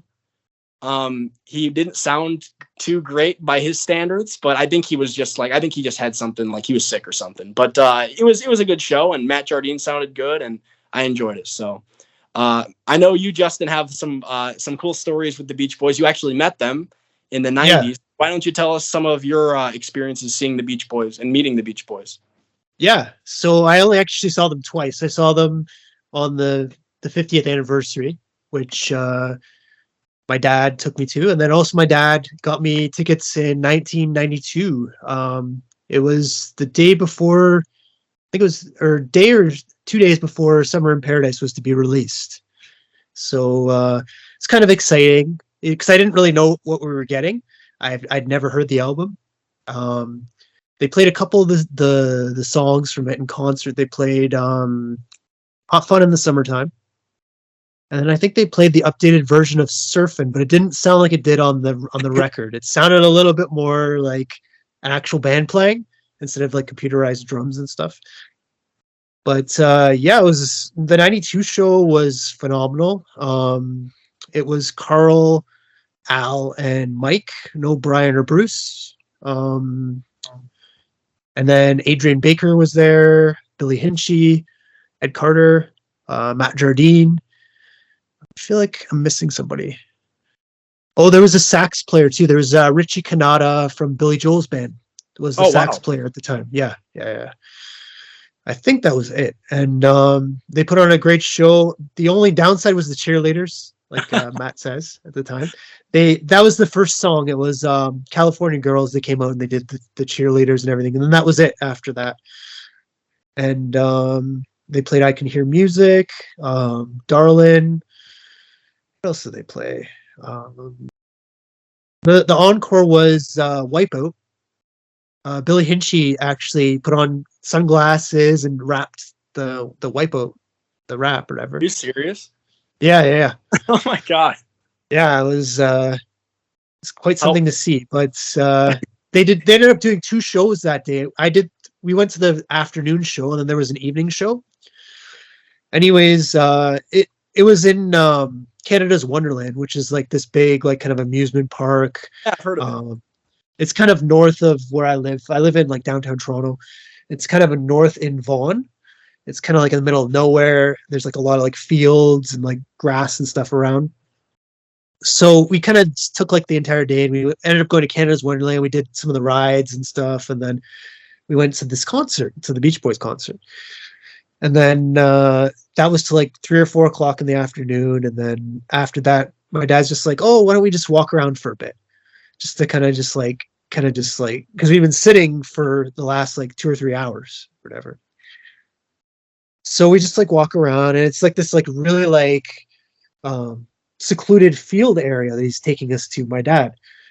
And he's like, wow, look over there. And then we see the band sitting at these two tables eating sandwiches by the trailers. Like they had like the trailers in the back and behind the Mhm. the venue, but because this venue is like it's like an open field basically. It doesn't exist anymore, but it's at the time it was like kind of like an open field. And then my dad's like, oh, I wonder if we can go over there and like talk to them or whatever. And then he got their attention somehow. He's like whistling and like doing this with his hands. And then they told us to come over like this. So we go over, and my dad starts talking with Carl about the 60s. And then I was with my mom and my brother, and we were talking with Alan, Mike, and some of the other members of the band. And that's when I was kind of telling them about Sunflower. Sunflower is one of my favorite albums at the time. They're like, oh, I haven't heard about that in years, that album, kind of thing. And they were just surprised that I was just such a young fan that knew so much about them. And especially in those days, because there wasn't any internet or anything. Everything I had to kind of like read in books or like obtain like the albums and like actually read the liner notes and that kind of stuff. So yeah, it was a really fun experience, and I still remember looking up at Carl and seeing his blue eyes, and yeah, it was so cool. And like at that time, you didn't think that he would pass so soon like that. And like I mentioned, like when I saw his face on TV, and I thought like, oh, we're getting a new album finally, like after Summer in Paradise, because that was such a letdown, that album. And another funny thing about that album is after Mike mentioned it in concert, oh, we're coming out with this new album, Summer in Paradise. Here are some songs from it. Of course, the next day I like bothered my parents. Oh, can we go to the mall and like see if this new album's out yet? So we ended up going to the mall, and we went to this place called Sunrise Records, which was like a big store in Canada at the time. And of course, there's like no promotion or anything about this album. Nobody knows anything about it. And you like ask anybody in the store, they're like, what Beach Boys? I have no idea. I had to go to the back, like where all the tapes were lined up, and look through the B's, and then I found it, and they had one copy. That was it. And at that time, I remember it was like $9.99 for the cassette. Yeah, and then ended up putting it in the car on the way home, and hot fun. I remember that, and then it's like, oh my god, what are those drums? Because it sounded dated even at that point. As I've mentioned, like Nirvana had come out by that point, and like Smells Like Teen Spirit, and like you hear like these like computerized drums and stuff that sounded out of like 1988. It didn't sound right. So that was kind of a letdown, that album. And then after that, you kept it playing, right? And then Surfin' came on, and you guys were probably like, Jesus, like what did we buy? Or like, is there something wrong with our tape or something? Like, my dad actually liked it at that time. Really? Yeah. Wow. But yeah, I felt there was something off with it, because I remember even looking through the liner notes, and I'm like, there's no mention of Brian Wilson anywhere here. There's nothing. There's not even a mention of his name at all anywhere. Yeah, I mean, it's one of those albums. Like, again, I think people hate on it just because it's fun to hate on it. Like, yeah, it's rough, obviously, but like it has its charm. It does. Moment on it. Like, I think I mentioned, like, I kind of like the cover of like Under the Boardwalk. I like Carl's vocal. I know the production's cheesy, but like I like Carl's vocal. Trying to think what else I like on there. Lahaina Aloha is great. Like, that's like actually like a genuinely like good song. Like, I actually like that a lot. Still Surfin's kind of fun. It's not the worst thing. It's just like you said, the production is just like, my God, like the drums, like Jesus. It's really the drums. The drums remind me of, I have this drum machine. It's Alesis SR16. It reminds me so much of this drum machine. I'm sure they use the same one for this, but it sounds exactly like it. And the same thing with the Crocodile Rock cover that they did. It has that roll in the beginning. It sounds so much like this machine, but yeah, it sounds so cheesy. I think also too, like, keep in mind, we're big fans, so we can apologize for a lot of stuff. If you are not a big fan of this group, or if you are like more like you only like the more critically acclaimed stuff, you put this on and you think you have Beach Boys on the cover, and you think this is probably one of the biggest, I would say, dichotomies between the best of the catalog and the worst. I mean, for a band of this stature, let's be honest, it's pretty fucking bad. It is. it's like, you know, if it came from a band that maybe wasn't as good, we probably, you know, but like, it's like, we can apologize for a lot, but I can see why like the average reviewer and the average person hated it, because it's rough. It's very rough.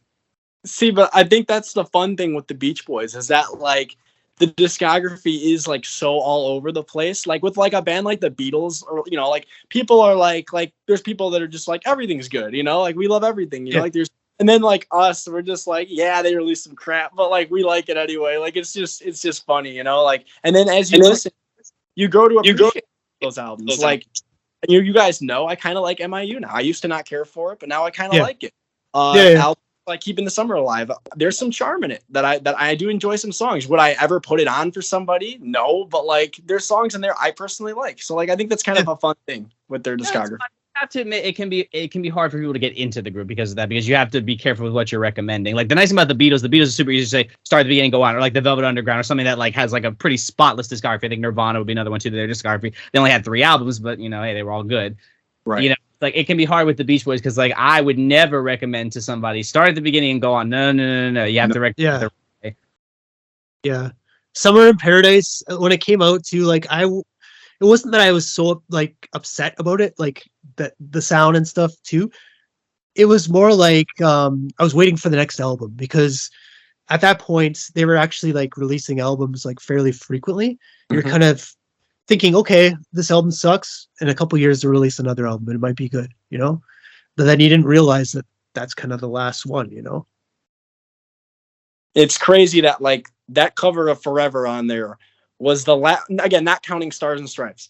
That was their last like note of music for like decades. Like Jesus, like my God. Yeah. Like, Well, Still Cruising had come out just a few years prior to that. I was a fan even then when Still Cruising came out. I remember getting the cassette for that too, and that was a little bit of a letdown too, because it had the older tracks, but at least it had some good songs on the first side, which was Somewhere Near Japan was a great song.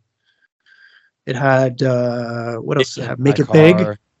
In My Car. Yeah, I'd like to hear them do Make It Big live. I don't think they ever did, but I would have liked to have heard them try it, like to have like Make It Big. No, they never did it. No. Like that. Someone on Discogs called that album Somewhere Near Japan plus 9 bonus tracks on Discogs, which I thought was really funny. Kokomo. Yeah. People hate Kokomo, so it depends on who you ask. Kokomo slaps. It always shows up on those lists of like worst songs ever, which I don't think is bad, but it's because of, you know, it's from the beach. I mean, you know what's always on? It's always the same stuff on that list. We built this city, my heart will go on, blah blah blah blah. You know. I looked at the chord structure for Kokomo, and because I was trying to learn on guitar for whatever reason. I was actually listening to the 50th anniversary concert version. And I was like, I noticed this chord change, and I'm like, oh, this actually sounds pretty good. And look on a guitar, it's actually like a pretty good chord structure. How could you hate that song? Again, it's what it represents. Like that's I know. Like it's exactly like what you mentioned, Matt, with We Built This City. Like, is the song itself bad? No, it's just like people just don't like that. Like that used to be Jefferson Airplane, and it's like this is what they are now, and it's just like, you know. But again, it's one of those things where like I think I said this before with Kokomo. Like I feel like if you're hating on it, you're just like hating on like fun. Like just accept it for what it is. Like yes, we know it's not something like Pet Sounds. It's not something like from any of those amazing albums that they made. But for what it is, which is an 80s cheesy movie track, it's fine. Like it's fun. I like it. So yeah.